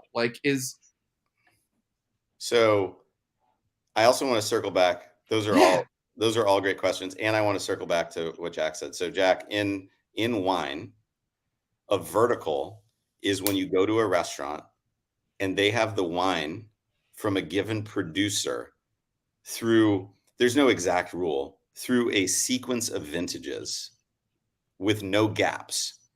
Meaning, I don't know, Joseph Phelps insignia. They have every vintage from 1990 to 2000. That's a vertical, okay? It's a series of vintages that are collected or represented on a wine list with no gaps, okay? And that's called a vertical in wine. So coming from a wine background, I was interested in this idea of how do you do a vertical of bourbon? Well, the biggest difference, a big difference between wine and bourbon is that wine is continuing to age and transform tremendously and significantly in the bottle, whereas bourbon is essentially, for all, you guys know Dusties and whatnot, but like for all practical purposes, bourbon is frozen in time, right? So how do you make a vertical of bourbon? The way you make a vertical of bourbon, which we just happened to be in a unique position to figure out, was you have a lot of barrels that are all filled essentially within 2 weeks of each other. So they're all the same age. Most of them are from the same lot or maybe from 4 separate lots, but they're all the same age. You dump a chunk of those barrels, right? Blend, bottle. You leave the remaining barrels behind. So that's where we started. We bottled a 4-year bourbon. The remaining barrels were untouched for a year. Now 100% of the remaining barrels are 5 years old, right? Then do the blending process, bottle a 5-year, right? Then a 6, then a 7, 8, 9, 10, 11, 12. So we have, then kind of to what Tim was saying, and this is what makes it fun for me. We have 5 years, right? We have 5 years to go. So I think that, and you guys were alluding to this too, it was really interesting when I was running around selling the 4-year, because I would be the first one to acknowledge, I'm not going to try to say, I think the 4 years is as good as the 7-year. Like, that's idiotic. It will be, I will shut off this interview immediately. Yeah. But, and this is the big but, because no one has ever done this before, having 9 years of age is something, and you've got to start somewhere. And I actually think the 4-year is just a perfectly tasty, solid 4-year-old MGP bourbon. Like, I'm not going to try to say it's going to change anyone's life or they should jump up and down, but you also, in a weird way, and it's what makes it fun, is you can't appreciate the 5 and the 6 and the 7 without the 4. Or you can't, they all relate to each other. That's part of the fun thing about it, right? And then to answer, some of your questions, Tim, I mean, it's like, one is, who knows where it's going? I think that's the genius. That's the fun part too. We're doing rye as well. Is the bourbon going to reach a tip? But how old is a rye? Because a rye never have an age on it. No, it does. So there's a rye vertical as well. So okay, maybe I never actually seen the rye. And honestly, the 6-year, I don't know if Tim, if you've had the 6-year rye, but that's a pretty tasty bottle of whiskey as well. I do. It's one of my favorites. I do have the 6-year rye. Yeah. I do have this rye. Yeah, you've got from the a single barrel of it. Yeah, from a single barrel. So there's 4 iterations of the vertical. You have that's where I'm confused, Sean, because you have verticals the yellow. have so many bottles. I'm like, what is happening? Well, look, here's the way I look at it. There's a vertical blend. Bourbon is gold, rye is silver. Yep. And every year I do a blend, and that blend, like the 7-year was a blend of 130 barrels. We pulled 190 barrels. And we kept trying different combinations of 130 from the 190 until we got to something. And that is actually the winemaker's approach or process that allows us to, I think, produce something excellent. Is you're not just dumping a bunch of barrels that you think should go well together. You're pulling 190 single barrel samples and blending different combos of 130 until you get to perfection. Right. But the fun of it, right, is to say, now we got to beat, and I would say this, I think if you were to sit down and taste 4, 5, 6, 7, I don't think older is necessarily better, but I think in the case of the vertical, I don't know, maybe some people would prefer 5 over 6. If you don't understand that 7 is the best of the bunch, you're probably missing something. But again, everyone's entitled to their own opinion. But here's the question: what's going to happen in the fall of 2023 when the 8-year comes out, Jack? I mean, that's the fun part, right? Is like, can and we, now I cannot wait.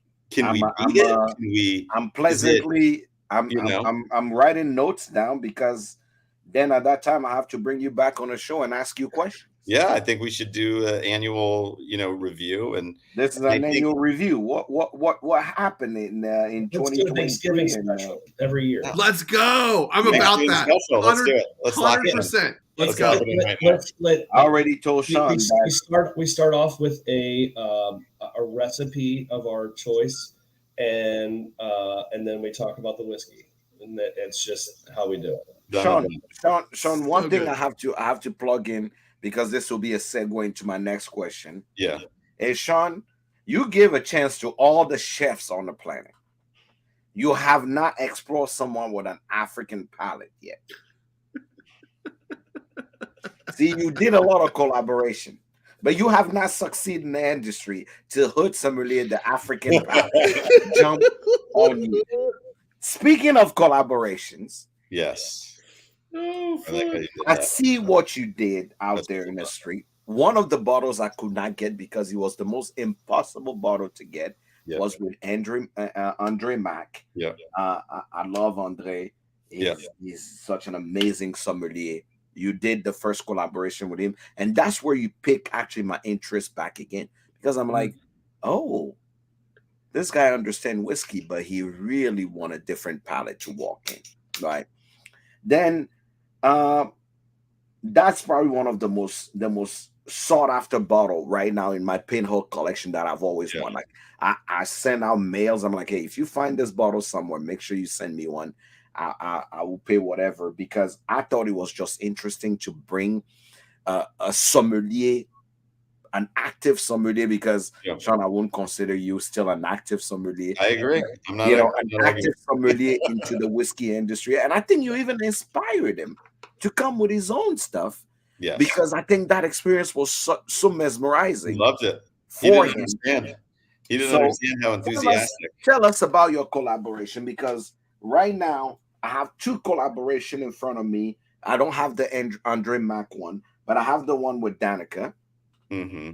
And I also have the one with Nick Blackman. Yeah.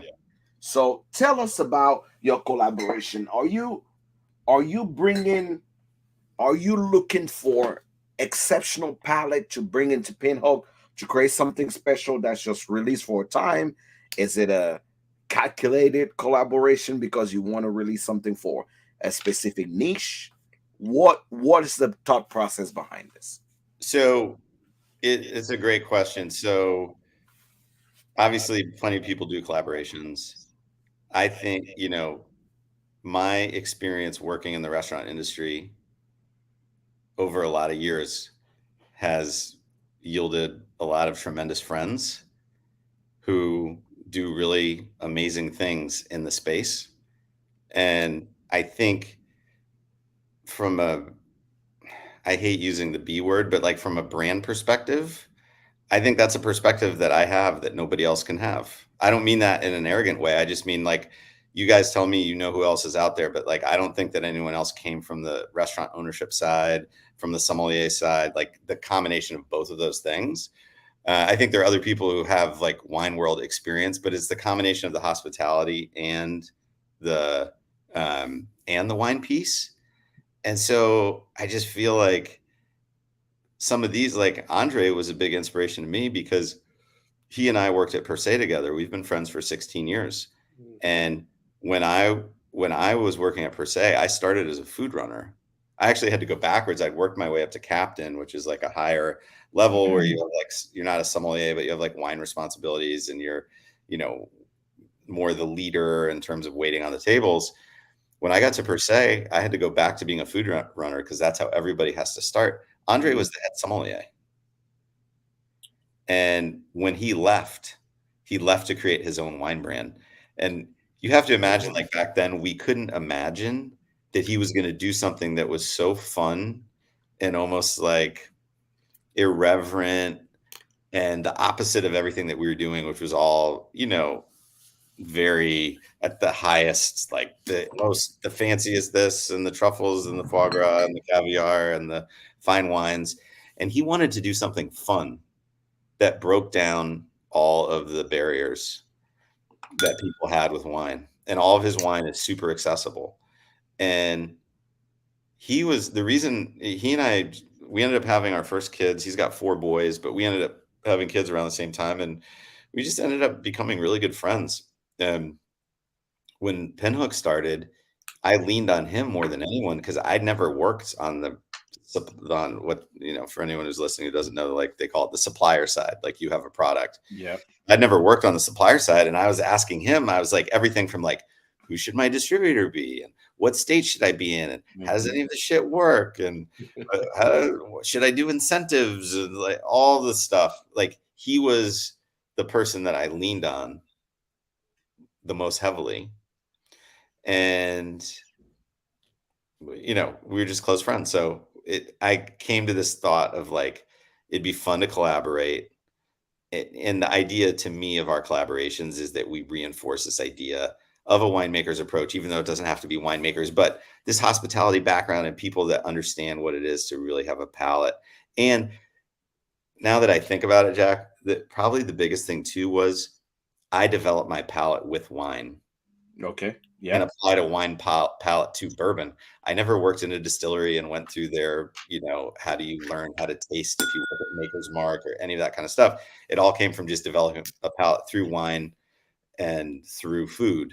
Yeah. And then saying, it's like, well, if I've worked in these really great restaurants with the best chefs in the world, and I work and taste some of the greatest wines in the world, and I really like bourbon, can't I apply that palate to what I think makes a great bourbon without having worked at a distillery and just have an idea of what I think tastes delicious? So what I was really interested in the collaboration is this idea of like, well, Andre's the same, except maybe more and better, but like has the same experience. Why can't he apply his palate? Because the thing, and I think you guys know this, right? And I think this is true. And Brent loves to cook as well. But anyone who becomes interested in food and all these things, you taste everything, including Chick-fil-A. You're like thinking about the Chick-fil-A. Why is this so good? Why does this work? What do I like about it? You're constantly being critical. And I was like, it's cool to bring in people that every day they're trying to apply that sort of critical tasting to everything that they taste. Yeah. And let someone like him who likes whiskey but has never been involved in the blending, let him, I mean, it's something so interesting. I know exactly what you're talking about because being an immigrant from a country that was colonized mostly by European spirits, which we actually grew up. We were first colonized by Germany and then after that by France. Most of things that we have in our palate when you start is either wine, or you have single malt. So single malt, like I say, I grew up around single malt. Single malt is where I started before I got into bourbon. And there's still a lot of African that I know are really reluctant about bourbon because they always say, oh, it's too sweet. It's not good for my health. But the craziest thing was when I started introducing them to bourbon as a general rule, and rye as well, a lot of them were like, oh, this is just like our moonshine. I should drink this before I actually have food. I should drink this before I actually try this fufu or this goat meat or this. So all of a sudden now, when I do Afrofusion and I do those dinner pairings, bringing, these African flavor, anise, we took cloves, Asian cloves, ginger, and all these things into the food and pair those with the rye or, something much more spicier. They go, oh, I never thought a day I like bourbon because most people call it American whiskey, right? I like my single malt. I like my wine, but I don't want American whiskey. So it is one of those things that my way of tasting bourbon has evolved and changed through the years. And I even know which food I shouldn't have before I have bourbon because Some of them clash completely with bourbon, and some of them marry perfectly. Coming back to the wine life is the same thing. You have red meat with red wine. Your experience is completely different than having red meat with a white wine.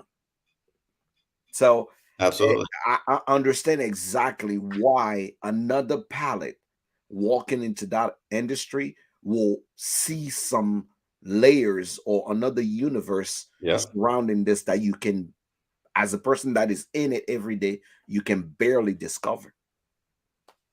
Yeah, absolutely.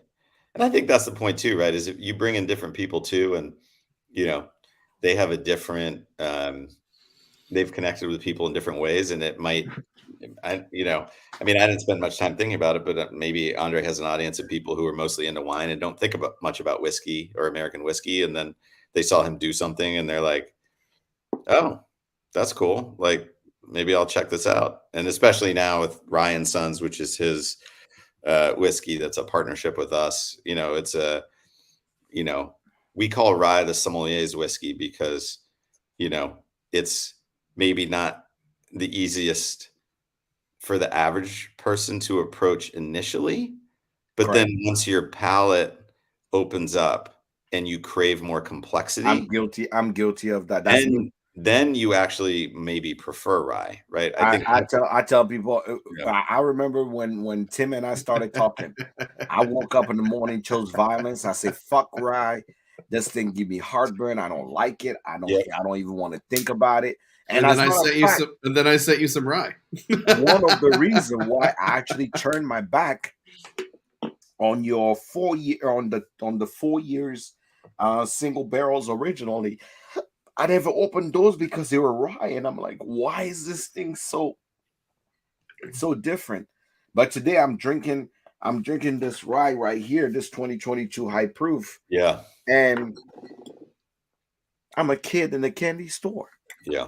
So I wanna make sure people understand that one of the reasons why I really wanted to have you when Tim said he was having you on, I say, yes, bet, let's talk about it, is because you have a long history that I don't think people think about. And because your bottle looks humble. There's no gimmicky around it. There's nothing fancy beside the collaboration, because this is a fucking dope bottle. This is probably one of my prized possession when it comes to things that you've released. Honestly, thank you. I will never open it because I'm like, I couldn't get two, but the only time I open one is because I actually got two of them. But otherwise, I'm keeping this just for. Is a fucking great look. That's all Charles. My founding partner. I mean, it's beautiful. And those ones, by the way, so the white label with the white wax is collaboration. So the idea of the collaboration is a combination of try to collaborate with a different distillery, because we'd like to. So the first one with Andre was Wyoming, and try to maintain those roots of pinhooking, because we were a little naive, but I thought that we were just going to be popping around, buying barrels everywhere. Like, I didn't realize how hard that was to do. But now I think we're in a little bit of a better position. And so people are open to maybe saying, like, we'd sell you 30, like, not a lot, but someone would say, like, well, we would sell you 30 barrels because maybe you have a different audience than we do. Maybe you can help, expose our distillery. Correct. So that's really fun. So the collaboration is with collaborating with someone, the idea of like collaborating with chefs or collaborating with other sommeliers or just people that I genuinely know. That's the other thing that's important to me, is not like, oh, what people in the world do I think align with Pinhoock? And I'm like, no, these are people that I know. Like, these are, like, Andre's been my friend for 16 years. Like, these are people, and I'm not saying everyone would be a friend of that level, but like, these are people that I intimately know. Right. So it's like, and I love the idea of bringing in people that I think are super talented. Like I said, food, wine, beer, could be anything, but like, bring their. So what do you think after? I mean, let's just call this like a 9-year experiment. But what do you think going forward? I mean, after you hit this, are you going to do it again? Are you going to pinhook more barrels? Like, what's your? Yeah, I mean, I think with the vertical, I mean, We did trademark it. So, as we should have. And I think, as you guys can imagine, I mean, you can't imagine, the possibilities are literally endless. I mean, I think it's like, I mean, I'm very interested. Like, I think, speaking of the collaboration, we bought those barrels of Wyoming whiskey because I know the owner of Wyoming whiskey. He came into my restaurant. I opened a second restaurant called Maysville in Manhattan in 2012. And, you know, we were still ahead of the curve. There weren't that many whiskey focused places. And he was a friend of a friend, this guy, Dave DeFazio from Wyoming Whiskey. And he's like, all he wanted was to get a bottle of his products on the bar at Maysville, even though they weren't distributed yet. And I was like, of course. And so I've tasted that whiskey from the beginning. And I had a chance to taste, they were trying to move a small number of barrels. We bought, you know, it was almost nothing. We bought 10 barrels from him. Yeah. We bought 10 barrels of 5 and 6-year-old Wyoming wheated. And what I'll tell you is I've never seen a whiskey change that much. And I think that some people would say that's the nature of wheated, that it requires more time for maturation. But then once it starts to shift, it can get really, really unique and interesting. And so that whiskey, when we bought it, like we tasted 4 or 5-year-old samples, and I'm like, tastes like totally solid 4-year-old whiskey. At one point when it was like 8, 9 years old, it was getting really, really interesting and almost weird. I was just like, wow, this stuff is bonkers. Like, I don't know if I like it. And then the barrels hit the 10, the mix of 10. I think there were some 10, some 11-year-old barrels. And they just kind of like, it started to taste like apricots. Metamorphosis. They metamorphose. And that doesn't happen. I don't know. I haven't seen those. Like, sometimes whiskey just keeps tasting older, right? And Sure. keeps tasting, oh, more tobacco, more wood, blah, blah, blah, blah, blah, more spice. This stuff all of a sudden tasted like a, you know, some sort of like roasted apricot pie, you know, drizzled with, you know, caramel and spices. Like, it totally metamorphosized. And I was like, this stuff is incredible. So it made me super curious about wheated. And I think that it's like, if to do another vertical, but do wheated. And then based on that experience, I would say, I don't know if there's any point bottling it as a 5, 6, and 7-year-old. You might want to jump right to 8. Correct. And then have a shorter window and just do like 8, 9, 10, 11, something like that, you know, have like a 4-year window. But absolutely, like, I think, and that's just one example, but I think that would be really cool because that experience made me really fascinated about how wheated bourbon ages. Sure. I guess you're answering the question that I wanted to ask you before we let you go is what's to come? What does Pinhoock lovers should expect in the next year or 2 years? Well, because we know Brent has been so talkative, just we can shut him up. So we want to make sure that you put in a word, Sean. Hey, you don't need much from me. I mean, Sean is the man, and you know, he knows a lot more than I do.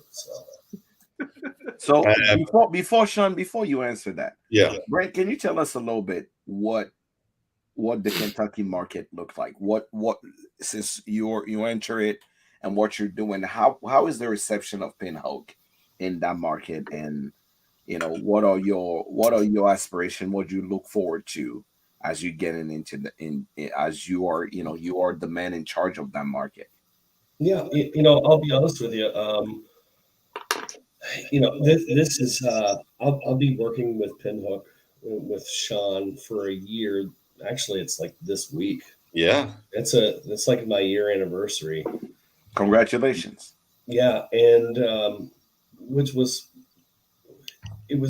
kind of an incredible situation. I worked for the local liquor distributor here for many years, and somehow Sean and I were able to have a conversation, and we talked for a few hours actually before I even took the position. And I just love I love the product, love everything about it, and it's been great. But what's been incredible is, when I first started, I would talk to people about Pinhoock, and they'd be like, "Oh, these are incredible bottles." And I would talk to friends, and they'd be like, "Oh yeah, I've got a bottle at home. I've never tried it." And I'm like, "What are you talking about? You've never tried it?" Like, it's a beautiful bottle. I just don't want to. I don't want to try it. And since it's been a year, I mean, it's unbelievable. It's in cocktails throughout the state of Kentucky. People are doing some incredible things. 200 mLs are flying off the shelf, and people are really embracing the product. And that 7 year, it is just, I mean, where Tim works, I mean, they're just completely crushing it, and they're a great partner too. But I see really good things coming in 2023, and we've got other things in the hopper as well, as far as true single batch and things like that. But yes, it's been incredible, and I just can't wait till we start releasing more stuff. So, can we just say, because we got so hung up on so definitely want to talk about that too. Yes, this is the oldest. This is the oldest rye that we've released with our Castle and Key distillate. So I want to say maybe 30% of the barrels are 4 years old. The remaining chunk of them are pretty close to 4, and then there's a little bit that would be like 3.5. It's 60 rye, 20 barley, 20 corn. It's 116.4 proof.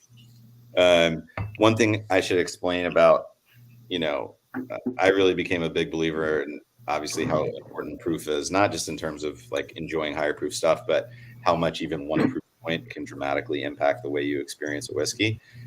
And so this, I think, was 119 or 120 at cast strength, the blend was. And so what we do that's unique is we don't say, and that's why it's called high proof rye, we don't say we bottle a cast strength rye and a cast strength bourbon. We say, look, if you want high proof stuff, you can't be mad if we literally added what would be barely perceptible in terms of water, but we're adding it because we know a lot of people like to drink it neat, and we want to offer what we think the best experience is at high proof but neat. And so we tasted this at 120, 119, 118, 117, 116, right? In these increments.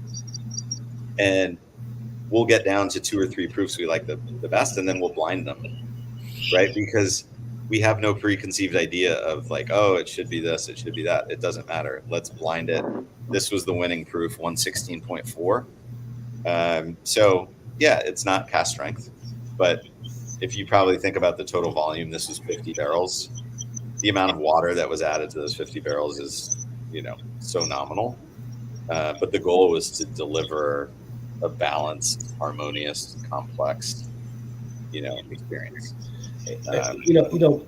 Adding on to that, Sean, a lot of the things that we've talked about, like coming from the hospitality industry, we also, when we did our high proof bourbon, we actually asked Lisa from Sidebar in Louisville, Kentucky.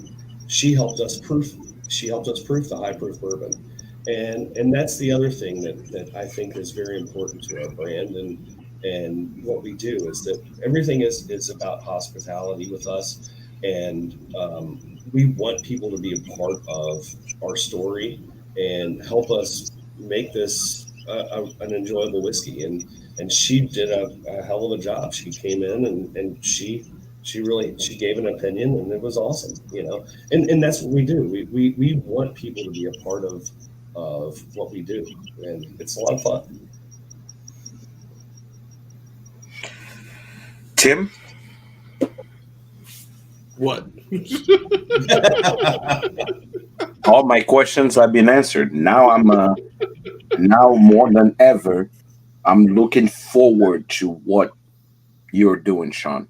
Now I'm gonna keep a I'm gonna keep a little close eye on you. Keep an You eye won't on let us. me collaborate. You won't collaborate with me. I'm still waiting. You know, you have a whole African segment here that we need to collaborate with. But I'm keeping a close eye on you because I love your crazy. I love your daring spirit. And that's what I like, because if somebody doesn't dare to put something out that challenges my palate, I don't want it. So I love this. I know Sean is the politically correct middle finger. correct. I love that you actually bring something daring to the industry. So that's why my question was, what should people look forward to? But you said it best, right? The biggest risk that we take in what we do, and this is the question we get asked the most, would be, but I liked the orange wax in 2022. What if I don't like it in 2023? Hey, so that's life, right? it is what it is. It is what it is. Like we embrace the risk of not being conventional. Correct. But I mean, that happens with vintages of wine too, right? Correct. I mean, you have a vineyard that you really like, and they'll put out a vintage that you were like absolutely in love with, and then the next year comes out, and you're like,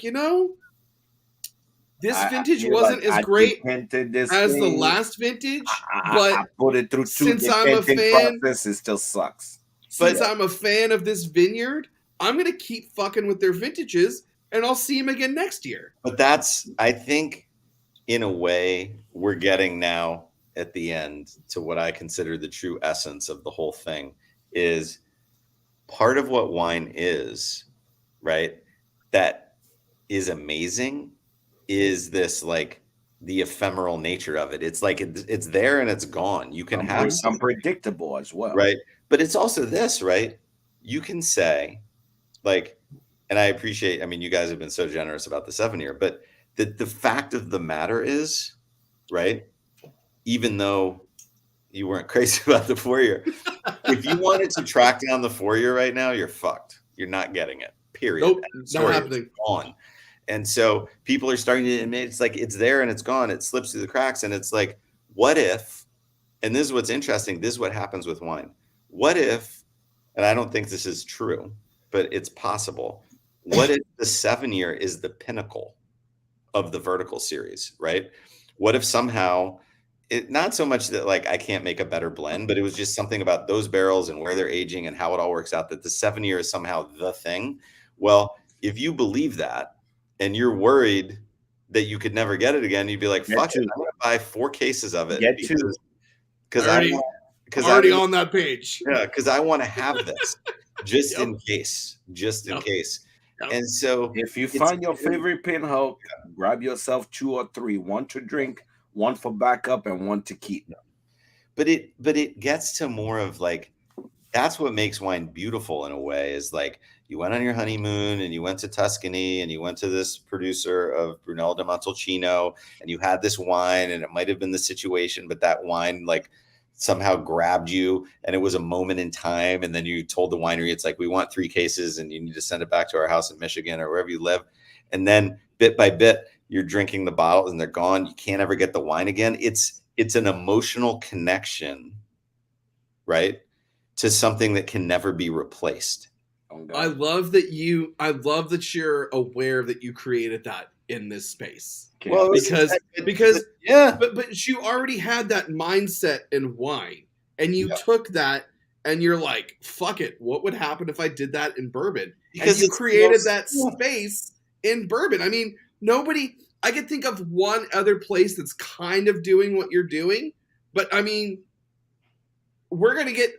I feel like you're at the point right now where people are like, fuck, we need to buy a bunch of barrels and do the same fucking thing. Like, this is waking a bunch of, yeah, man, absolutely. But it's the beautiful, this is the thing, right? Is what you realize if you're in hospitality, you're in wine, in restaurants, is like that meal, that moment, that bottle. I mean, there's a cliche in wine, which is actually correct. And it's more true with wine because wine can be a little more volatile in terms of, how it's aged and the number of factors that somehow, like some nights, the same bottle of wine will sing. One night the bottle of wine sings, and then 2 nights later you open the bottle and it's like it came from the same place and it seems kind of ho-hum. And so the cliche in wine is there are no great wines. There are just great bottles of wine. Correct. Right. Mm-hmm. Whiskey's a little more predictable. Like I think probably every bottle of 7-year you open should be pretty damn consistent. You see, you give too much credit to people out there. but it's and Brent brought it up so nicely. That's the genius of hospitality. It's basically, it's like, again, it's a cliche, but if you're in restaurants, you say you're making memories. Mm-hmm. Right? It's just about these moments, and these moments, it's like the restaurants come and go, but like that time you went to that restaurant with those people and you had that experience, that is something that will stay with you for the rest of your life. Yep. Right. And so, that to me is what we intentionally try to bring into the whiskey space, is that idea that you might be like, yeah, like that 7-year was bonkers. And I bought, 3-4 bottles and I held on to them, but eventually they were all gone. But I figured, maybe later they'd make one that was just as good, but there was never one but that tension between the thing that you love so much and you can't get again is actually the beauty of the whole thing. And I say this with no disrespect to all the people that make delicious bourbon the other way, which is to say the idea that the bourbon, that particular bottle, can exist forever, which is sort of an illusion because they have to keep making new batches of it, but that they're trying to create the illusion, right, that somehow it just always tastes the same until the end of time. Some people love that. There's no knock on that.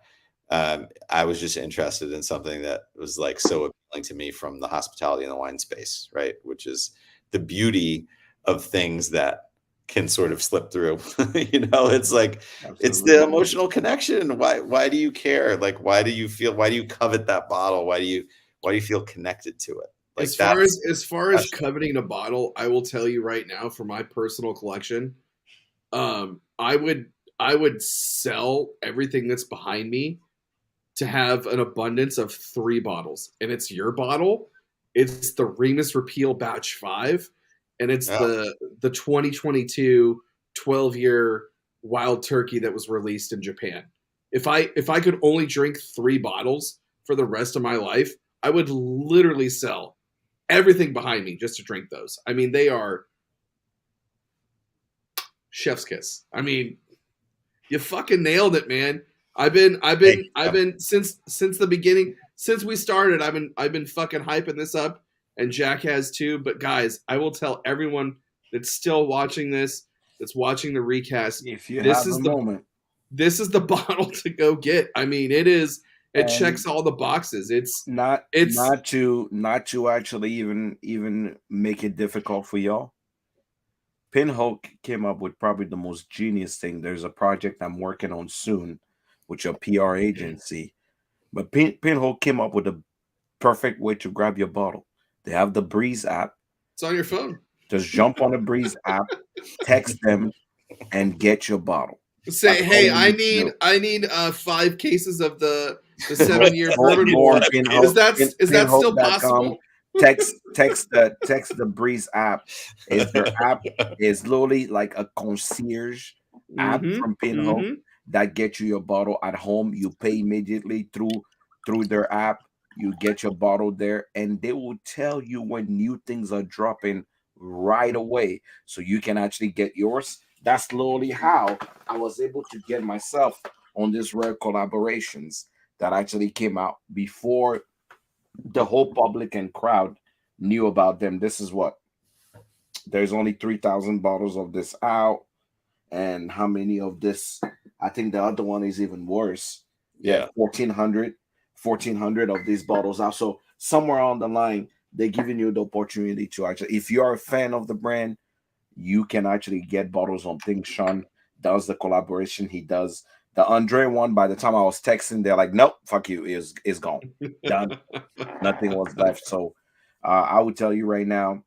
By the way, those bottles at the original SRP of 125, it's really good whiskey. I know because I actually had somebody send me a sample of. Oh, you got a sample? Oh, good. No, of the Michael one, but the accidental marriage, no one will let me. Everybody's like, I'm not opening this shit. It says accidental for a reason. I'm not opening same. I tried to get some of that, and it's like, nope. It's accidental for a reason. I'm not opening. So I don't know what it tastes like, but if I'll send you. Hold on. I'll send you both a sample of that. Okay. Okay, absolutely. It's done and done. Hey, Sean, will you send me a sample too? Sean, I work for you. Can you send me a sample too? So, Sean, I just want to point this out one more time. I still want everyone to say what they said, but I mean, I'm putting the hurt on this bottle. Me too. Yeah, I opened this when the show started, and I'm down past the first label. I'm in love. Yeah. All I would tell you guys is, this is an opportunity. You're going out, you're shopping for Thanksgiving. Right now, you want a bottle to sip. I'm in Nebraska. Weather is chilled right now. We are looking at 30 to 20 degrees weather. I always want, my next step to this pour is pairing it with a mild cigar. Since the favorite are so beautiful and bold, I'm gonna pair it with a mild cigar to see what exactly that's gonna bring out of that. But that's when I love a whiskey. I try to get it through the rigmarole. I added water to it. I actually will have it on ice, and I'll actually have it with a cigar just to see what it looks like. Yeah.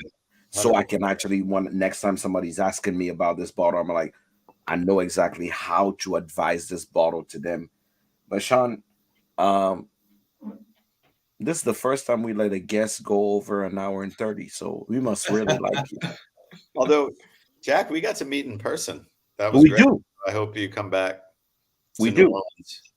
We do. I'm back in New Orleans in March for the New Orleans Bourbon Festival. I'm hoping this time we can actually meet. Funny thing is, I love the fact that one thing people don't know about you is that you're quite you are a caring person. Yeah. Bourbon and Rye Club and Whiskey Spectre speak very highly of you.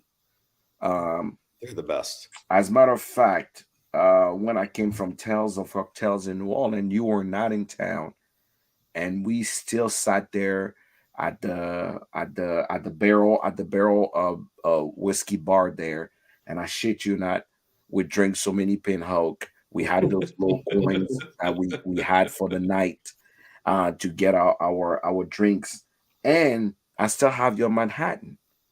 Oh, you do? You made for that. And I tell you what, I'm like, who the fuck is this guy? He just cares, right? So forget the whiskey. Let's see the person. And that's the reason why. That's how I want to close the show. Is when we talk about whiskeys, we bring people on a show, but I tell people it's never about the whiskey. It's about the people. Yeah. Because whiskeys will change, vary through the years. They will. There will be time where you are not perfect. You're gonna fuck up some whiskey, and some whiskey you're gonna put a home run on.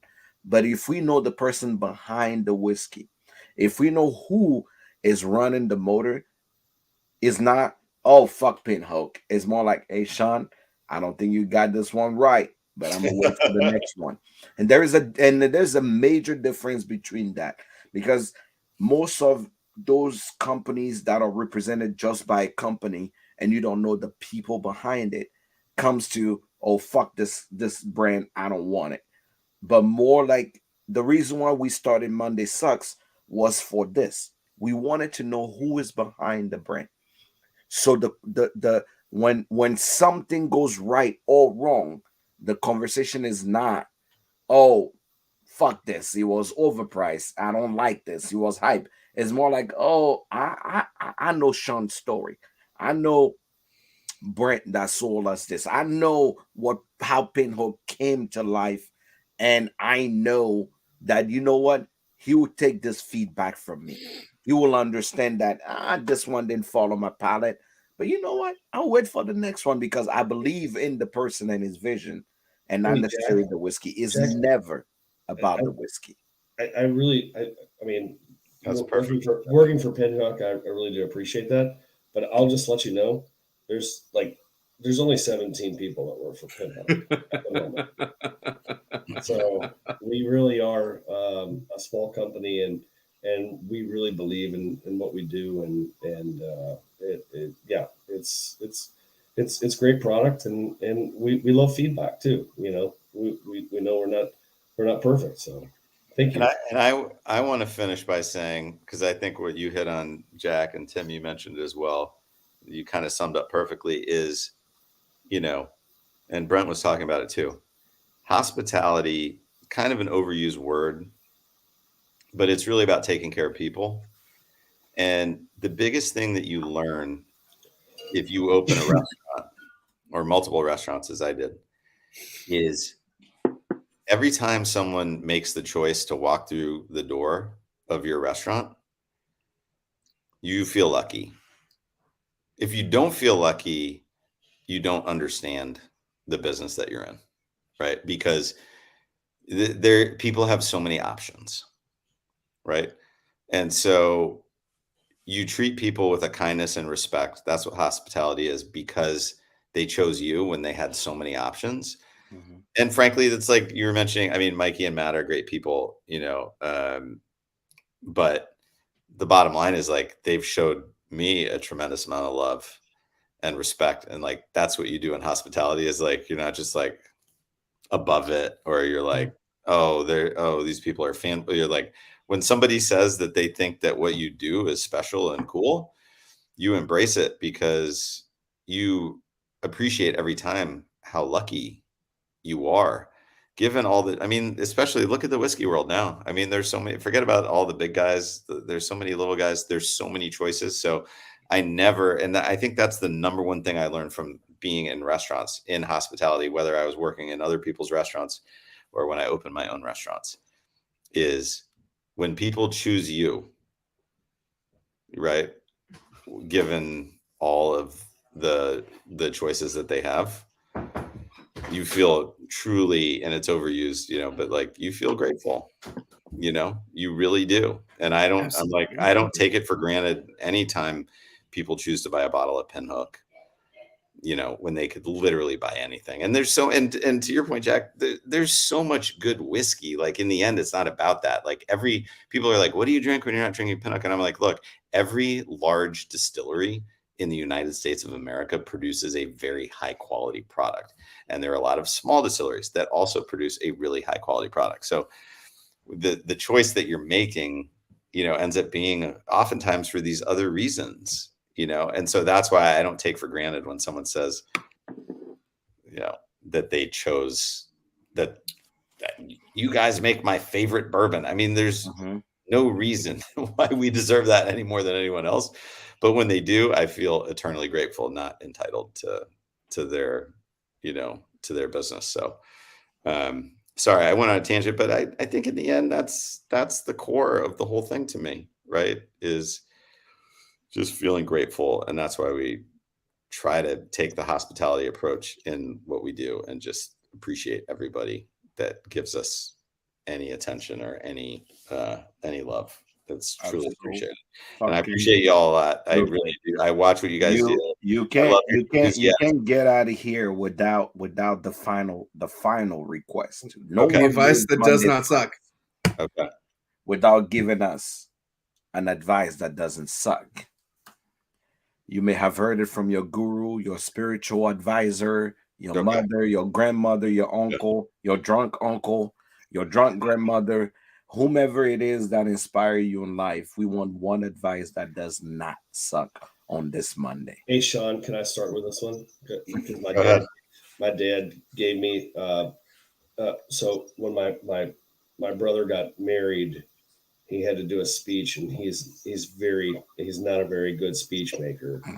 And he just got up on the microphone and he said, listen, if you're going to argue naked.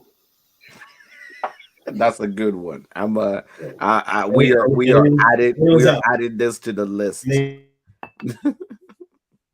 Oh fuck.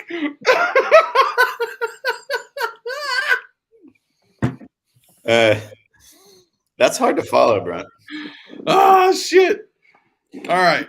My advice that doesn't suck, Thanksgiving is coming very soon, is most people drink red wine too warm and white wine too cold. So I didn't invent this concept, but this is my advice. When you're going to drink your white wine that's been in the refrigerator, you bring it out of the refrigerator 20 minutes before you're going to drink it. Okay. You put your red wine in the refrigerator 20 minutes before you're going to drink it. So your red wine needs to have a little bit of chill, and your white wine needs a little chance to warm up. Okay. And those wines will be better versions of themselves no matter what wine you chose. You know what? We couldn't have done it any better. Sean, thank you so much for coming on Monday. Thank you all. We appreciate you. Brent, thanks for hanging out. Thank you so much for being here. I'm finally glad you took your the curls out and actually showed up on camera. Sorry about that. Thank you so much for being here. Thanks, y'all. We would love to have you back anytime. So see you again next November. We'll make sure we actually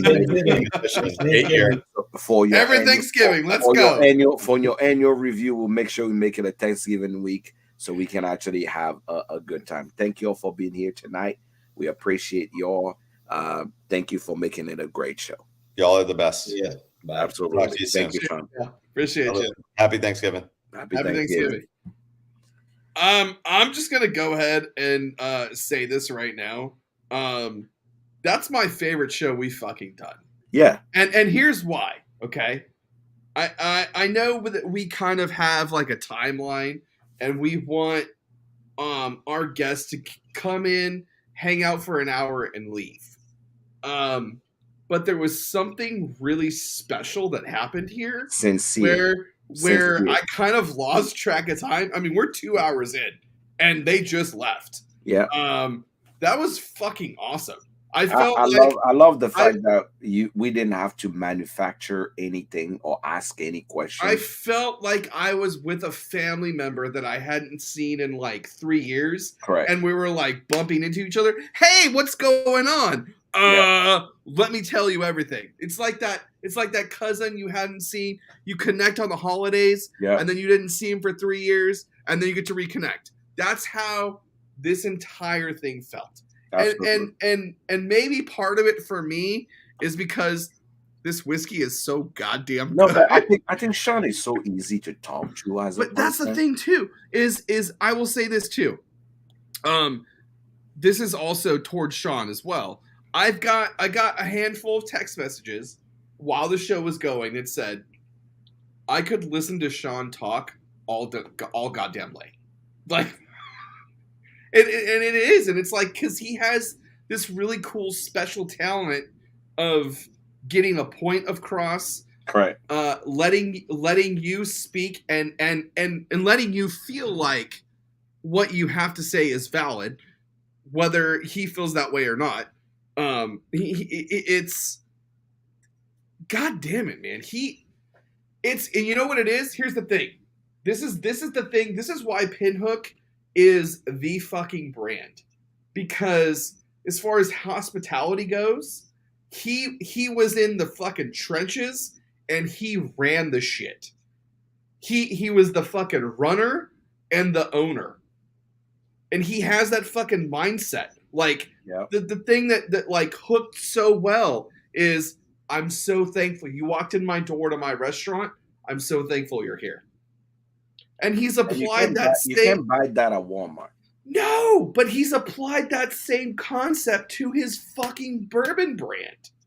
And there is so few brands that are actually doing that. That is a beautiful thing. That is a beautiful thing. That would be my one, if you're watching this right now, or you're watching the recast, That's my one thing that I hope you take away from this. Right there. I will tell you guys what. This is the longest and most normal show we ever had. I'm grateful for it. I was hungry about 30 minutes ago, but I didn't give a shit. I just realized what time it is now, and I'm like, oh my God. Same. And I would tell you what, guys, if we don't talk to you guys, I want to start by telling you, from my family to yours, I want to say a very, very Merry Christmas. Oh, no, that'll be Thanksgiving. It's already Christmas in my head. But is a happy Thanksgiving to all of you guys. Make sure you got greens, beans, tomato, potatoes, lamb, and all the things you can drink. Be corny as hell and have some wild turkey on Turkey Day. And my thing today is enjoy the little moment you have because you don't know how long they will last. That's the one thing I would tell you. Enjoy the little moments you have. I know we hate family members. We don't want to spend time with them because they are horrible in some ways. But enjoy the little moments you have because you don't know how long they will last. We just came out of the panorama. This is the first time you're probably walking into a place without having to put a mask on or wondering if you even need to go. So enjoy the little moment you have because you don't know how long they will last. Tim? I mean, you nailed it perfectly. I'm in a very weird situation. I will disclose a little bit of my personal life right now. I'm in a very weird situation for the holiday this year where I'm spending Thanksgiving alone for the first time, and for the first time since I've been homeless. I'm spending Thanksgiving alone, and it's a hard pill to swallow, but it's also um, opened up a lot of interesting feelings for myself. So, for all of you guys in Kentucky that pretend to actually like people, make sure one of you must. Hey, John is here. Is John here? John, make sure your wife will probably overcook and you actually won't eat it all. Make sure you actually make sure Tim is there so he can annoy you and your wife for the holidays for this Thanksgiving. But uh I would definitely say, uh brother, I understand a lot of those days were spent alone myself.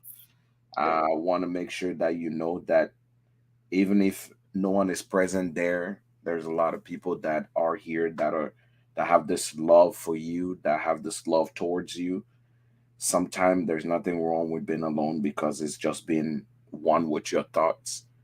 Um, and I want to make sure that you know if you need a phone call, if you need just a FaceTime and just chat, you know my line is always open.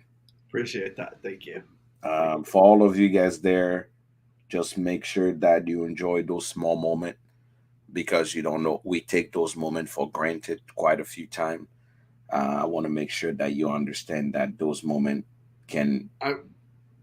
I will say that's one thing I wish just across the board is those little one or two. I'm gonna bring I'm gonna bring my nerd side into this. One or two moments. Deadpool I number know 2. exactly where you're going with that one. I know exactly one or where two you're going with moments. that one. Your whole life is based off of one or two moments. One or two moments. And we overlook those one or two moments. We do. And I will say this is the one thing that I ask from everybody watching this show right now or watching the recast, that you hold those one or two moments a little bit closer than you normally would, because they're often overlooked and overseen because the things that you the things that you partake in on a regular basis when it comes to the holidays has become so regular that you miss out on those 3 or 4 moments. So that will be the one thing that I ask for you going into Thanksgiving and Christmas and the New Year and just the holidays in general. Those 3 or 4 moments. Think about them. And they could be anything. They could be sitting on the porch with your family member having a fucking conversation to stubbing your toe in the kitchen while you're making some kind of fucking dinner. Mm-hmm. Just hold those moments. That's all, because those moments down the road are going to be something real special to you. Absolutely. Guys, it's time for us to jet. We appreciate you being here. Happy Monday. Next Monday, we have Buzzard Roots on. Yes, Buzzard's Roost. Yes. And there's going to be another amazing show. Thank y'all so much for being here. We appreciate you. Hope you enjoy yourself a nice dream. And we'll see you next